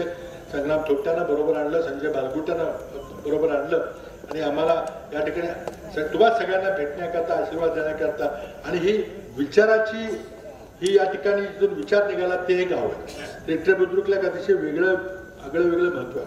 म्हणून पहिल्यांदा आम्ही डॉक्टर इंद्रजित मोहिते यांच्या घरी जाऊन भाऊंच्या प्रतिभेला पुष्पहार अर्पण करून इथं सभेला आलेलो आहे. तुम्ही या ठिकाणी मोठ्या संख्येने आला. बूथ कमिटीला जी माणसं आहेतच आहे, पण त्यापेक्षाही बरीच जास्त माणसं आला. त्याबद्दल तुमच्या सर्वांचे मी धन्यवाद व्यक्त करतो. बाळासाहेब थोरात यांचे धन्यवाद व्यक्त करतो. आणि त्यांना आता लगेच बोलून ते जाणार आहेत. त्यांना धन्यवाद पुन्हा एकदा तुम्ही आला आणि आमच्या सगळ्यांच्या उत्साहामध्ये वाढ टाकण्याचं तुम्ही काम केलेलं आहे. पुन्हा एकदा आपल्याला धन्यवाद. जय हिंद, जय महाराष्ट्र. कराड दक्षिण विधानसभा मतदारसंघातील रेठरे बुद्रुक व कारवे या जिल्हा परिषद गटाच्या बूथ कमिट्यांच्या सदस्यांच्या आणि कार्यकर्त्यांच्या या संवाद मेळाव्यासाठी उपस्थित असलेले महाराष्ट्र राज्याचे नेते, राज्याचे माजी मुख्यमंत्री, आपल्या सर्वांचं आदरणीय व्यक्तिमत्व पृथ्वीराज चव्हाण साहेब, एक तरुण तडफदार आणि अत्यंत कर्तव्यदक्ष आमदार संग्रामजी थोपटे, महाराष्ट्र प्रदेश काँग्रेस कमिटीचे सचिव आणि आपले प्रभारी संजयजी बालगुडे पाटील, ज्यांनी फार सुंदर शब्दामध्ये मार्गदर्शन आपल्या पुढे केलेलं आहे, तसे आदरणीय इंद्रजितजी मोहिते पाटील, काँग्रेसचे अध्यक्ष मनोहरजी शिंदे, मलकापूरच्या नगराध्यक्षा सभापती नीलमताई येडगे, युवक काँग्रेसचे अध्यक्ष विराजजी शिंदे, शिवराजजी मोरे, इंद्रजित गुजर, राजेंद्रजी माने, जयंतराव जगताप, विक्रमसिंह पाटील, सभापती मंदाताई यादव, सभापती मंगलताई गलांडे, जिल्हा परिषद सदस्य शंकररावजी खबाले, निवासराव थोरात, सभापती विद्याताई थोरवडे, पैलवान नाना पाटील, नितीनजी थोरात, शिवाजीराव मोहिते, इंद्रजित चव्हाण, राहुल चव्हाण, सर्व आपले पदाधिकारी, कार्यकर्ते, खूप मोठी संख्या आपल्या सगळ्यांची आहे. सर्व बंधू आणि भगिनी, आज कराड दक्षिण मतदारसंघामध्येच मी फिरतो आहे आणि आज इथे रेठरे बुद्रुकला येण्याचे संधी मला आजच्या या कार्यक्रमाच्या निमित्तानं मिळालेली. तसा मी या विभागाला खूप चांगला परिचित आहे आणि मलाही तुमचा विभाग परिचित आहे. फक्त मध्ये नदी आहे. नदीच्या पलीकडून मंदिरात गेलं तर दर्शन घेता घेता रेठरेचं दर्शन दरवेळेस घेतलेलं आहे. आणि चर्चेमध्ये सातत्यानं राहिलेला अशा प्रकारचा आपला हा सगळा विभाग आहे. परंतु रेठरेमध्ये गावामध्ये येण्याची संधी, इंद्रेश साहेबांना सांगितलं की येण्याची संधी मला कधी गावामध्ये नाही मिळाली, आजच्या निमित्तानं मिळाली. नातेसंबंध होण्याच्या अगोदर सुद्धा रेठरे बुद्रुक खऱ्या अर्थानं ओळखलं जायचं ते आदरणीय स्वर्गीय यशवंतराव मोहिते यांच्या नावानंच, भाऊंच्या नावानं. मी थोडासा अभ्यासक राजकारणाचाही कॉलेज कालखंडामध्ये राहिलो आणि ज्या ज्या व्यक्तिमत्वांचं आकर्षण आम्हाला सातत्यानं होतं, यशवंतराव चव्हाण साहेबांबरोबर त्या ज्यांचं वाचावं असं वाटायचं, ज्यांच्याबद्दल ऐकावं असं वाटायचं, त्यांचे विचार ऐकावं असं वाटायचं, त्यामध्ये यशवंतराव मोहिते हे नाव प्रामुख्यानं कॉलेजच्या कालखंडामध्ये सुद्धा होतं. तो कालखंड वेगळा कालखंड होता, एक असा वेगळा कालखंड होता की त्यावेळेस डाव्या विचाराचं वारं संपूर्णपणे जगामध्ये होतं, आपल्याकडेही होतं. तरुण माणूस असेल आणि तो डाव्या विचाराचा नसेल असं म्हटलं जायचं. तो कालखंडात तरुण आहे पण डाव्या विचाराचा नाही, याचा अर्थ त्याला हृदय नाही असं म्हटलं जायचं. आणि मोठा झाला आणि तो डाव्या विचाराचा तिथंच राहिला, काँग्रेसमध्ये गेला नाही तर त्याला डोकं नाही असं म्हटलं जायचं. डाव्या विचाराची तरुण माणसं नंतर काँग्रेसमध्ये जायची आणि खूप महत्वाचं काम, संपूर्ण महाराष्ट्राच्या बदलामध्ये खूप महत्वाचं काम हे त्या विचारानं केलं. आणि भाऊंचं नाव तर खूप मोठं त्यामध्ये. इथं सांगितलं नाही बोलताना कोणी, मला वाटलं होतं की इंद्रेश साहेब तसं बोलतील, कार्ल मार्क्स जगाचा पण भारताचा कोण, तर भाऊंचं नाव घेतलं जात होतं तर भारताचा कार्ल मार्क्स. एखाद्याला अशी उपाधी मिळणं सोपं नाही बरं, कारण त्यांनी जो विचार केला तो सर्वसामान्य माणसाचा विचार केला. सर्वसामान्य माणसाला कसं सुखी जीवन मिळेल याचा विचार त्यांनी केला. त्याच्या जीवनामध्ये आमूलाग्र बदल कसा होईल असा विचार, म्हणजे सामान्य माणूस केंद्रीभूत मानून विचार करणं ही सोपी गोष्ट नव्हती. त्या कालखंडामध्ये भाऊंनी, यशवंतराव मोहिते साहेबांनी तो विचार केला आपल्या सगळ्यांना दिसतो.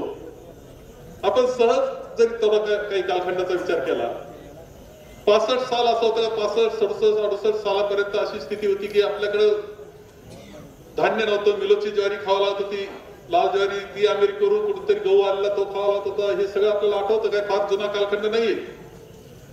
परंतु त्यानंतर 90 सालापर्यंत म्हणजे 25 वर्षाचा जरी कालखंड आपण घेतला तर त्या एवढ्या कालखंडामध्ये आमूलाग्र बदल झाला. आपली हरित क्रांती झाली, दूध दुभतं वाढलं, अन्नधान्य झालं, भाजीपाला झाला, फळाचा विकास झाला. अरे आमूलाग्र बदल एखाद्याच्या जीवनामध्ये होणं, इतका मोठा होणं समाज जीवनामध्ये सोपी गोष्ट नसती, याला क्रांती म्हणतात.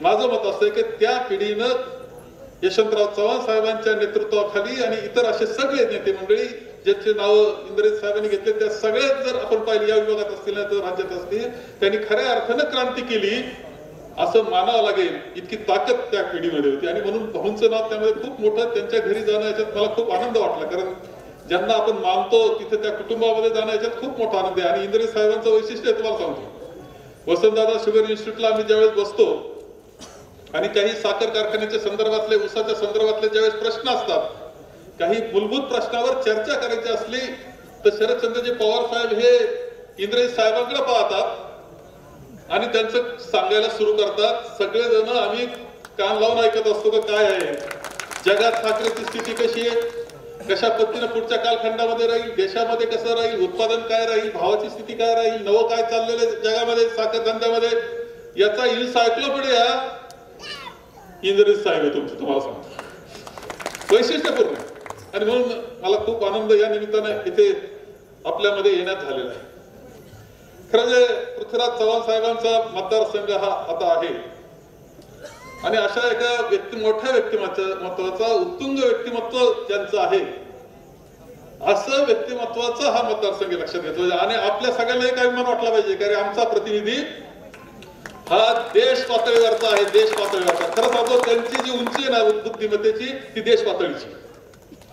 आज तुम्हाला सडेतोड जर कोणाला संवाद साधायचा असेल, कोणाला कोणी असं चॅनलवर, मला अनेक असे मित्र दिल्लीमध्ये भेटले, पत्रकार आणि मित्र, काही म्हटलं की इथं सुद्धा भेटले. दूर कशाला जातात? तुमचे नाना पाटील इथले कासेगावचे IAS ऑफिसर, तुमचे आता रिटायर होऊन शेती करतात ते अलीकडे अमेरिकेत असतं, मला माहित नाही आता कुठे ते मुलाकडे. त्यांचा रात्री फोन आला 12:30 वाजता मला, आणि काहीतरी तणाव, वातावरण, वादविवाद खूप चालू होता टीव्हीवर कसल्या तरी विषयाचा. त्याचा फोन आला, म्हणले साहेब तुम्ही एवढं चाललंय, हे तुमची बाजू काँग्रेसची मांडणारा देश पातळीला कुणी दिसून नाही राहिला. मी हिंदी चॅनल पाहतोय, इंग्लिश चॅनल पाहतोय. तुम्ही पृथ्वीराज चव्हाण साहेबांना इथं कशाकरता ठेवलं? पाठवा दिल्लीला, तिथं वादविवादाला. ते म्हणले आपला गडी भारी भरल्याशिवाय राहणार नाही. अरे तुम्ही विचार करा, हे उदाहरण दिलं त्यांना विचारायला हरकत नाही, तुम्ही ते लांबचे नाही, पण हे म्हणतात असं नाही. देश पातळीचं सुद्धा माणसं असं उत्तुंग व्यक्तिमत्व आपलं लोकप्रतिनिधित्व करतंय राज्याकरता. मुख्यमंत्री पदाचा कालखंड त्यांचा आपण जर पाहिला तर इतक्या सुंदर पद्धतीने त्यांनी हाताळलं, इतके काळजीपूर्वक निर्णय त्यांनी घेतले. फक्त पद्धत काय झाली, करायचं पण बोलायचं नाही, हा जो दोष. सगळं तर करायचं, आता काही करायचं नाही पण बोलायचं, असा कार्यक्रम चाललेला असताना त्यांनी खूप काम आपल्याकरता केलं, परंतु कधी गाजावाजा करण्याचा कधी प्रयत्न केला नाही. ही वस्तुस्थिती आहे, तुम्हाला सांगतो, मी खोटं बोलत नाही, ही वस्तुस्थिती आहे. आणि ह्या सगळ्या असं व्यक्तिमत्व ज्यावेळेस लोकप्रतिनिधित्व म्हणून मिळतं, काही गोष्टी आपल्याला जपाव्या लागतात, काही गोष्टी जपल्याच पाहिजे, त्या वाढवल्या पाहिजे, ताकद दिली पाहिजे. आणि तुमच्यावर सगळ्यांवर अशी जबाबदारी आहे की त्यांच्या व्यक्तिमत्वाला ताकद देण्याचं, जपण्याचं आणि त्यांना ताकद देण्याचं, की त्यांचा तर लौकिक वाढवलंच, पण तुमचा लौकिक वाढवण्याची ताकद सुद्धा राज्यामध्ये, देशामध्ये ही त्यांच्याकडे येतो. आपल्याला समजलं पाहिजे. बऱ्याच वेळा काय असलं, घरचं असलं ना तर त्याची किंमत होत नाही. तुम्ही जर गेले ना शिर्डीला, तर शिर्डीला आपले पाहुणे भरपूर आहेत, तुमचे असतील, आमचे आहेत, काही नाही, कोते आहेत, देवकर आहेत, गोंदकर आहेत. त्यांना विचारलं कधी गेले ते चायबाला? नाही काय 2 वर्ष झाली गेले, मध्ये पाहुणे आलता त्यावेळेस गेलो. काही जण 15 दिवसाला चायबाला जातं, काय म्हणतात बाबांनी बोलावलं, चालले शेवट आहे की नाही रे, प्रवास करून त्रास घेऊन चालतात. अरे पंढरीच्या विठ्ठल जायला सुद्धा काय काय म्हणतात, काय नाही मला जायचंय, एकदा दर्शन घेऊन यायचंय का. आणि पंढरपूरला विचारा करा पाहुण्याला कधी गेलता पंढरपूर. कधी कधी असं होत असतं, आपलं माणूस मोठं आहे, आपलं हे कधी कधी कळतच नसतं, ते जगाला कळतं, ते आपल्याला कळत नाही, अशी बऱ्याच वेळा अवस्था असते. आणि म्हणून माझं यावेळेस मत आहे की आपण सगळ्यांनी, तुम्ही इथं हा मतदारसंघ सांभाळण्याकरता तुम्ही तुमचं काम जरी व्यवस्थित केलं, जाणीवपूर्वक केलं, काळजीपूर्वक केलं, आणि त्यांना जर सांगितलं तुम्ही की ते बाळासाहेब थोरातांना अध्यक्ष करून ठेवलं ना, त्यांना बरोबर मदतीला जा बरं तुम्ही, तर राज्यात 5-10 सीटं वाढल्याशिवाय राहणार नाही. आणखी 10 वाढ, हे खरं सांगतो तुम्हाला. आणि म्हणून इतकं मोठं गोष्ट, इतकं मोठं व्यक्तिमत्व तुम्ही इथं त्यांना गुंतवून काय फार ठेवू नका. माझी विनंती आहे तुम्हाला सगळ्यांना, बरं त्यांना सांगा तुम्ही का जा, आता तुम्ही महाराष्ट्रात फिरा, महाराष्ट्रात जा, तिथं तुम्ही पहा बरं कुठं कुठं काय करता येईल. त्यांच्या मदतीला पेक्षा त्यांचं मार्गदर्शनाचं, त्यांचे आशीर्वाद आहे, त्यांच्याकरता बरोबर उभे राहा, तर खूप मदत राज्यामध्ये होऊ शकते, असं व्यक्तिमत्व त्यांचं. आणि म्हणून आपण आजच्या खरं जे प्रदेशचं अध्यक्षपद आलंय, खूप कठीण काळामध्ये आलंय, सत्कार मोठा केलाय, हार खूप घेतलेत, पण सोपा काळ आहे का? सोपा काळ नाही, कठीण काळामध्ये आहे. एक वारं, वेगळं वारं लोकसभेला आपल्याला दिसलं, वाटलं नव्हतं तसं दिसलं. तर 2-3 गोष्टी आपण सगळ्यांनी लक्षात ठेवल्या पाहिजे, जरा भ्रम काही गोष्टीला काढून टाकला पाहिजे. गुजरातची निवडणूक झाली, हे दोन्ही होते, ते तिथलाच अध्यक्ष, तिथलाच पंतप्रधान. तर तू गुजरातची निवडणूक तुम्ही पाहिली कशी आटीतटीची झाली. मी तिथं माझ्या जबाबदारी होती, सगळे उमेदवार जे ठरवले ते मी अध्यक्ष होतो, त्याचा आटीतटीची झाली. 10-11 वाजता असं वाटलं होतं का पलटी झाली म्हणून, टीव्ही पाहत असं वाटलं होतं का नाही. गुजरातमध्ये ते दिसलं, छत्तीसगडमध्ये काँग्रेस आलं, मध्य प्रदेशमध्ये काँग्रेस आलं, राजस्थानमध्ये काँग्रेस आलं, लोकसभेला थोडं काय झालं कळालं नाही, पण वेगळं झालं. लोक कधी कधी राष्ट्रीय याच्यावर किंवा वेगळ्या पद्धतीनं काय ज्या घटना घडल्या दुर्दैवानं काश्मीरमध्ये त्याचा गैरफायदा, त्याची भावनिक भाग, दुर्दैवी घटनेचा, हे सगळं करण्यामध्ये ते यशस्वी झाले. लोकसभेला वेगळा विचार करतात लोक आणि राज्यामध्ये वेगळा करतात. राज्यामध्ये जीवाभावाच्या प्रश्नाचा विचार होत असतो आणि म्हणून तुम्हाला ते काही मंडळी फार खुश आहे का लोकसभेला असं झालं तसं झालं, मग आता तसंच होणार, काही समजू नका तसं, राज्यात पुन्हा वेगळं होणार. 1980 साल जर आपण पाहिलं, 1980 साली इंदिराजी सुद्धा स्वतः पराभूत झाल्या, कठीण परिस्थिती होती आणि 80ला ज्यावेळेस निवडणुका आल्या त्यावेळेस असं वाटत होतं का काय होणार, काँग्रेस तर नाहीच आहे. परंतु देशावर पुन्हा इंदिराजी पंतप्रधान झाल्या आणि महाराष्ट्रात कसे उमेदवार उभे केले होते तुम्हाला सांगतो की बरेच जण असे निघाले की एक कंडक्टर होता, राजीनामा देऊन उभा केला होता. एक पाव विकणारा, कोणाचाच कॉन्टॅक्ट नाही, काँग्रेसचं तिकीट द्यायचं मला हा परत फिरतो म्हणे सायकल, याला घ्यायला पाठा करतो, तो आमदार होणार होता बरं का. 80ला पहा आणि अंतुले साहेब तेच मुख्यमंत्री झाले होते. 99ला आपल्यातच फूट झाली होती आणि काँग्रेस कुठे राहिली होती, मोठे मोठे सगळे गेले होते, आम्ही थोडेफार राहिलो होतो. आणि काँग्रेस किती येईल, हाताच्या बोटावर मोज इतके म्हणायचे, हाताच्या बोटावर मोज इतके येईल. आणि मुख्यमंत्री विलासराव देशमुख झाले. तेव्हा काँग्रेस लोकांच्या अंतःकरणात लक्षात ठेवलं पाहिजे आणि आपण तिथपर्यंत जाऊन पोहोचण्याचा प्रयत्न केला पाहिजे की साथ घातली पाहिजे. निश्चित पुन्हा यश आपल्याला मिळाल्याशिवाय राहणार नाही, वस्तुस्थिती तुम्हाला सांगतो.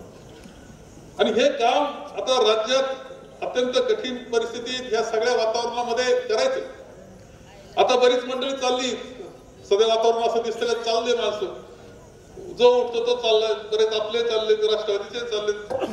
माझं अत्यंत स्पष्ट मत आहे की ही जातात ना मंडळी, ही मंडळी जाती, गेले तर 80ला बरीच मोठी माणसं, 99ला बरीच मोठी माणसं गेली. अहो त्याचा फायदाही असतो, लक्षात ठेवा, तरुण मंडळीला जागा धरायला मिळते. सगळ्यात तोटा कुठं आहे, बऱ्याचशा जागा आणून ठेवलेले जेवढे ना ते मोठे मोठे बरेच जात आहेत. जागा खाली होती, जागा धरा, हा कार्यक्रम धरा, आता जागा धरा आणि काँग्रेस वाढवा, नव्या रक्ताची काँग्रेस तयार करायची. हे होऊ शकतं, होणार नाही असं समजायचं कारण नाही. काँग्रेसचा जो विचार आहे तो शाश्वत विचार आहे. काँग्रेसचा जो शाश्वत विचार आहे, कारण तो कोणत्या धर्मावर जातीवर आधारित नाहीये.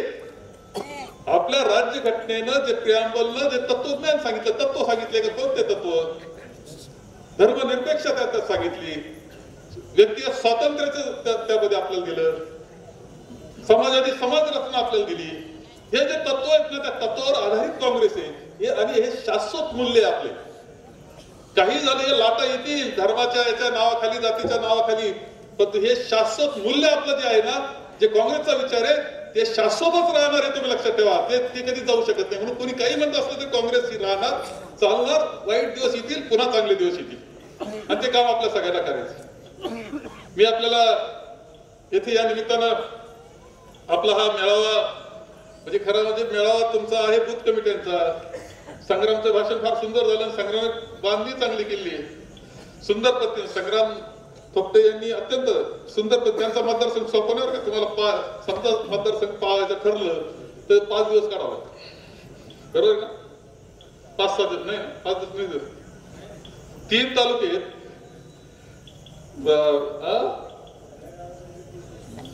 सगळे जवळ सगळं 30 दिवस. पण नुसतं जाऊन यायचं म्हटलं तरी म्हणजे भोर पाहायचं ठरलं तर परत हायवेला यायला लागतं, परत वरती जायचं, तालुक्यात जायचं, पुन्हा हायवेला यायचं, बरोबर ना.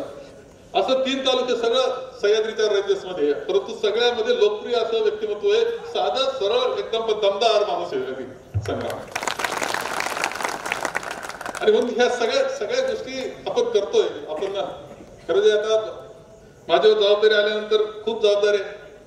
हे तर आघाडी निर्माण करण्याचे काँग्रेस आणि राष्ट्रवादी आम्ही एकत्र बसतोय. जयंतराव पाटील आणि आम्ही असतो एकत्र पद्धतीनं. काही निर्णय आम्ही घेतलेले, काही त्याच्यामध्ये चर्चा बाकी आहे. हे निर्णय लवकरच या आठवड्यात होतील असा प्रयत्न आमचा आहे. काही मित्र पक्ष बरोबर घ्यायचे, समाजवादी पक्ष त्याबरोबर चर्चा चालू आहे, तुमच्या स्वाभिमानी शेतकरी बरोबर चर्चा चालू आहे, त्याचबरोबर इतर जे आहेत रिपब्लिकन पार्टी ऑफ इंडिया, हे सगळ्यांबरोबर चर्चा करून आघाडी निर्माण करण्याचं काम चाललेलं आहे. आणि लवकरात लवकर ती आघाडी होईलच. समविचारी जे आहेत जे बरोबर येण्याला तयारी, या सगळ्यांना बरोबर घेऊन आपण बळकट आघाडी तयार करू, यावरती शंका बाळगण्याचं काही कारण नाही. अत्यंत चांगल्या पद्धतीने काम ते सुद्धा होणार आहे. मी आपल्या सगळ्यांना विनंती करेन की आम्ही राज्यामध्ये प्रयत्न करतोय, जितकं चांगलं काम करतील तेवढा प्रयत्न आमचा आहे. विदर्भामध्ये हवा काँग्रेसची सुरू झालेली आहे, तुम्हाला खरं सांगतो, विदर्भ मराठवाडा. आणि इकडं सुद्धा काही फार वेगळं होईल असं समजू नका. इकडं पुराच्या परिस्थितीमध्ये कसा हाताळला पूर, खरं म्हणजे आम्ही सुद्धा 2005ला मी कृषी मंत्री होतो, 5-6 साली, त्यावेळेस पुराची परिस्थिती होती. विलासराव देशमुख साहेब हे मुख्यमंत्री होते. ते आम्ही तर बाहेर दुसऱ्या देशात गेलो होतो, हर्षवर्धन मी, आम्हाला फोन आला की जिथं असेल तिथून मागे फिरा, इकडे पूर परिस्थिती वाढते, येऊन थांबा. आणि तिथं आताच साहेबांनी उल्लेख केला आणि त्या पद्धतीनं कोल्हापूरमध्ये तळ ठोकून पहिल्यापासून ते होते. जेस्तेचा पालकमंत्री जिथे तिथे होता, पतंगराव कदम साहेब होते, सगळे होते. जिथे तिथं पूर वाढ जाता प्रत्येक व्यवस्था जिथल्या तिथं चालली होती. सोन्याचे घर बुडाल तर त्याला खावटी लगेच 1000 रुपयाची खावटी होती, धान्य होतं, सगळी व्यवस्था होती. आम्ही पूर परिस्थिती हाताळली, कुणी आमचा निषेध केला नाही त्यावेळेस. अथवा तुम्ही जिथे ती मदत त्याला पोहोचत होती. यावेळेस का असं व्हावं? यावेळेस याचं कारण असं की लोकसभेला मिळाला विजय, प्रचंड विजय, याची जल्लोष यात्रा चालू होती. त्याच्यात त्या 370 कलम केलं आणि भानच गेलं, विसरून गेलं ते काय असतं जगामध्ये. इतकं नाचत होते एक मंत्री, ट्विटरवर पाहिलं का नाही, मंत्री एवढे नाचत होते, लोक आपले पाण्यात बुडत होते. त्यांना लक्षात आलं नाही का कठीण परिस्थितीमध्ये काय करायचं असतं हे सुद्धा विसरून गेले.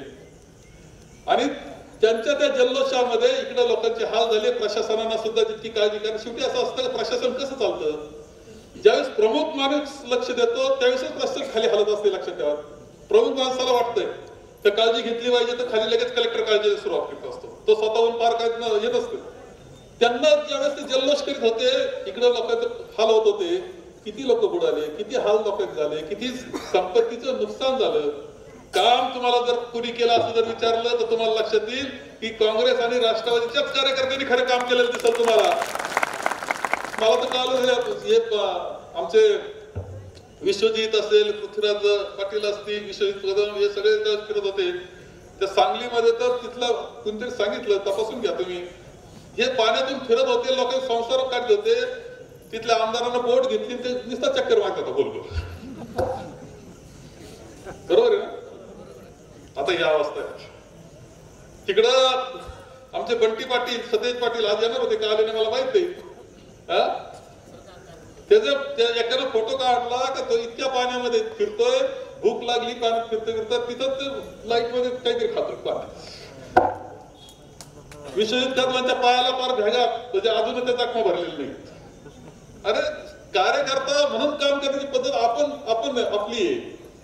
आणि त्यांचं दिखवपणा, भाषण एवढं सुंदर करतील ना, तुम्हाला सांगतो. भाषण अशा असतात म्हणजे तानसेन गायला लागले जसं पाऊस यायचं म्हणतात ना, कोणता राग म्हटल्यावर, तसं मुख्यमंत्र्याचं आहे. ते म्हणायला लागले तर दुष्काळात पाऊस पाडून दाखवतो. भाषण एवढं सुंदर, ऍक्च्युअल काही नाही, कसं कोणती गोष्ट त्यांना दिसेल ते भाषणात एवढं सुंदर आहे. की कर्जमाफी, तुम्हाला वाटलं बरं झालं 7-12 कोरे झाले, पहा बरं आज जाऊन घरी काय परिस्थिती आपली, बँकेचे खाते पहा, काय नवं कर्ज वाटप आहे का, विम्याचे रक्कम. आता तुमच्याकडची परिस्थिती वेगळी, तिकडे आजही दुष्काळ 4000 टँकर चालू आहेत महाराष्ट्रामध्ये. यांचं ना पुराचं लक्ष आहे ना दुष्काळाकडे लक्ष आहे. हे मजबूर आहे, खुश आहेत, एकदम खुश आहे. चला लोकसभेला एवढे मिळाले म्हणजे आता इतके मिळतील, आकडा काही वाढत चाललाय. आणि ते चालू आहे भरतीचा कार्यक्रम. गडकरींचं भाषण ऐकलं की नाही युट्यूबला तुम्ही? ते काय म्हणले, बंदोबस्त कोणाचा करा, बंदोबस्त करा म्हणजे पळायला लागले. यांचा काय शब्द वापरत नाही मी, जाऊ दे. तर तो हे सगळं त्याच्या जल्लोषात मग्न आहे. सर्वसामान्यांच्या प्रश्नाकडे लक्ष नाही. इथं उल्लेख जाता पृथ्वीराज चव्हाण साहेबांनी केला उल्लेख की मंदीची लाट काय, किती प्रचंड मंदीची लाट. रिझर्व्ह बँकचा गव्हर्नर सांगतो की इतकी वाईट परिस्थिती आहे तुमची, काही अपेक्षा ठेवू नका. हे गव्हर्नर सांगतो रिझर्व्ह बँकेचा. नीती आयोगाचा अध्यक्ष त्यानं सांगितलं की 70 वर्षातली सगळ्यात वाईट परिस्थिती, आर्थिक परिस्थिती तुमची झाली. नारायण मूर्ती नावाचे जे सगळ्यात महत्वाचा माणूस आहे, सुधा मूर्ती आणि नारायण मूर्ती, त्यांनी सांगितलं की परिस्थिती देशाची खराब झालेली आहे, अर्थव्यवस्था खलास झालेली आहे. आणि त्याचा परिणाम काय झाला माहितीये तुम्हाला? सुधा मूर्ती ह्या खूप श्रीमंत आहे, कोट्याधीशाच्या जगातल्या यादीच्या नावात आहे त्यांचं नाव, परंतु त्यांचे जी संस्था आहे की जी लोकांच्या मदतीकरता एनजीओ म्हणतात त्याला, स्वयंसेवी संस्था, तिचं रजिस्ट्रेशन कॅन्सल केलं. असं भाषण करता काय? Registration cancel. आज अर्थव्यवस्था मोडकळीस आलेली आहे. जी जेव्हा जगामध्ये मंदीची लाट होती त्यावेळेस भारताची अर्थव्यवस्था स्थिर होती. त्याला कारण डॉक्टर मनमोहन सिंगांसारखं नेतृत्व त्यावेळेस. ते बोलत कमी होतं पण काम करत होतं. आता बोलतात फार कामाच्या नावानं शून्य. आज जगामध्ये मंदी नाही, इथं मंदी. आणि याला कारण सुद्धा माझं मत असं आहे, कदाचित साहेबांचा अभ्यास जास्त आहे, ते वेगळ्या पद्धतीने मांडू शकतील. मंदी यापूर्वी आली नव्हती अर्थव्यवस्थेमध्ये. याला कारण आता मंदीचा अर्थ ऑटोमोबाईलची जे वाहन निर्मितीचे हे ते पूर्णपणे 40% वाला आहे त्याचा खर्च. इचलकरंजीला जाऊन या, तिथली वस्त्रोद्योगाला विचारा काय अवस्था आहे, पूर्णपणे खलास आहे. तुमच्या कापसाचा बाजार कोसळणार यावेळेस. जर तिथं किंमत नसेल त्याला तर कोण घेणार आहे तुमचा कापूस? निर्यात सगळं खलास होणार. पण याचं कारण मला असं स्पष्टपणे वाटतं की ही सगळी मंदी येते, बेरोजगारी वाढत चालली, नव्या नोकऱ्या निर्माण होत नाही. याला कारण शेतकरी. आपलं जसं पूर्वी आपण म्हणायचो की आमची अर्थव्यवस्था कृषी असल्यामुळं मंदी येत नाही, परंतु आता खऱ्या अर्थानं शेतकऱ्याची अर्थव्यवस्था ज्यांनी खलास करून टाकल्यानं तुमची मंदी जगात या भारतात आलेली आहे असं मताचं मी आहे. शेवटी शेतकऱ्याजवळ 4 पैसे येतील तर तो करारच्या बाजारपेठेत जाईल, करारच्या बाजारपेठेत जाईल तर तो माल खरेदी करेल, तिथला माल खरेदी केली तर कारखानदारी चालत. जर शेतकऱ्याला आलं नाही या देशात तर कोणाचा व्यापार चालत नाही आणि कोणाचा कारखाना चालत नाही. ही वस्तुस्थिती आहे. शेतकऱ्याला पूर्णपणे अडचणीत आणण्याचं काम या दोन्ही सरकारांना केलं, ही वस्तुस्थिती आहे. आणि म्हणून खूप कठीण याच्यातून जातोय. याला उपाय शेवटी उपाय आहे काँग्रेसच, हे लक्षात ठेवा. आणि तो आपण तयार केला पाहिजे, ती ताकद दिली पाहिजे, साहेबांसारख्या नेतृत्वाला ताकद दिली पाहिजे अपेक्षा करेल. मी आता जास्त बोलत नाही, मला संगमनेरला पोहोचायचं, उद्या जनरल मिटिंग आहे माझी कारखान्याची. आणि लहान नसते बरं का, 22,000 सभासद आहे, 15,000च्या कमी उपस्थिती नसते, सह्या केल्या असतात 15,000 लोकांच्या. आता ते ठीक आहे, बाकी ते जनरल मिटिंग असते हे तुम्हाला माहिती. मला जायचंय, दुसरे 4 कार्यक्रम घेतले, आठवड्यातून एकच दिवस मी देतोय. तुम्ही बाबांना जर मला मदतीला दिलं तर मग आणखी थोडा मोकळा वेळ मला तिकडे मिळत. त्याची जबाबदारी घेतली पाहिजे तुम्ही. म्हटलं पाहिजे काही काळजी करू नका, तर तसं केलं पाहिजे. तर एक तुम्हाला सांगतो की तुम्ही खूप चांगलं काम त्यांचं राज्याचं आहे, देशामध्ये काम चांगलं केलं, राज्यामध्ये केलं. तुमचं काम सुद्धा मुख्यमंत्री असताना किती पैसा आणला, किती उद्घाटनाला आम्हाला उपस्थित राहावं लागलं. आणि आता मी सतत काही ना काही तुमच्याकरता काम करणारं असं व्यक्तिमत्व आदरणीय चव्हाण साहेबांचं आहे, पृथ्वीराज चव्हाण साहेबांचं. मी आपल्याला म्हणून की वातावरण चांगलं असणं हा एक भाग आहे. आणि केलं पाहिजे. 5 वर्षाच्या मशागतीला पीक चांगलंच येणार. 5 वर्षाची तुमची मशागत, 10 वर्षाची मशागत वाया नाही जाणार, पीक चांगलंच येणार आहे. पण शेतकरी भाषेत एक सांगतो तुम्हाला, शेतकरी भाषेत निवळ पीक चांगलं येऊन चालतं का? पीक चांगलं आलं तर राखण करावं लागतं, राखण करावं लागतं. नंतर तुमच्या भाषेत, तुमच्या माझ्या भाषेत सांगतो, सोंगावं लागतं. नंतर खडावं लागतं, मळावं लागतं, दळावं लागतं, उपणावं लागतं, मग पोते भरावं लागतं, पोत्याचं राखण करावं लागतं. माताची सुद्धा गंमत तशीच आहे. आता या आपली भाषा आहे. शेवटी हे सगळं तुम्हाला करायचंय. पीक चांगलं आणखी वाढेल कसं याची काळजी घ्या. जास्तीत जास्त आपला विचार समजून सांगा. कुणी इकडं तिकडं असेल तर त्याला समजून सांगा. कोणावर फार दबाव असेल तर त्याला सांगा की हे गुप्त मतदान आहे, काळजी करू नको, हे सांगा. पण आपल्या बूथवर जर चांगलं काम करू शकलो आपण तर इकडं तिकडे दुसऱ्या गावाला फिरण्याची गरज असते असं समजू नका. ज्याच्यानं काम ज्याच्यानं केलं ना ते इलेक्शन जागेवर होतं. अशा प्रकारचं काम आपण करा. आणि विजय हा पृथ्वीराज चव्हाण साहेबांचा विजय हा राज्यात आणि देशामध्ये सुद्धा दिमागदार झाला पाहिजे याची काळजी घ्या. दिमागदार झाला, त्याला शोभणारा झाला पाहिजे, नेतृत्वाला शोभणारा. मी असा प्रयत्न करतोय तुमच्यामध्ये. आज दुपारी एक कार्यक्रम मी केला, विलासराव पाटलांच्या कृषी उत्पन्न बाजार समितीचा कार्यक्रम केला. त्यांच्याशी मी बोलतोय, तुम्ही सगळेजण थोडंफार इकडे तिकडे असेल तर काय राग लोभ विसरून जा. वेळ काँग्रेसवर आलेली, काँग्रेसच्या तत्वज्ञानावर आली. तुम्ही विचार मांडणारे माणसं आहेत. सगळ्यांनी एकमेकाचे हे मतभेद तुम्हाला सगळ्यांना सुद्धा सांगतो, या इलेक्शनमध्ये आपले मतभेद विसरले पाहिजे, अंतःकरण शुद्ध केलं पाहिजे, साफ अंतःकरण केलं पाहिजे. ज्या पद्धतीनं आपण ज्यावेळेस एखादं इलेक्शन होतं आणि खूप मन खराब झाल्यानंतर आमच्याकडे एक उपाय करीत असतो आम्ही, तुम्ही करता का मला माहित नाही, आम्ही हरिनाम सप्ताह ठेवलो असतो आणि जे भांडलेत ना एकामेका विरुद्ध त्यांना ती झोळीतून वाढायला लागत असतो. 2-4 पंक्ती वाढल्या का गडी लगेच मस्त मोकळी होऊन जातात. तुम्हाला सांगतो काय पा कुठेतरी अंतःकरण शुद्ध करा, मोकळं करा. खरं सांगतो तुम्हाला, काय आपसातले वाद बीत नाही. आपल्याला या माणसाबरोबर राहायचं, एवढाच निर्णय आपण सगळ्यांनी करावा. एवढीच विनंती या निमित्तानं करतो आणि माझे 2 शब्द संपवतो. KMS न्यूज, आपलं कराड, आपला आवाज.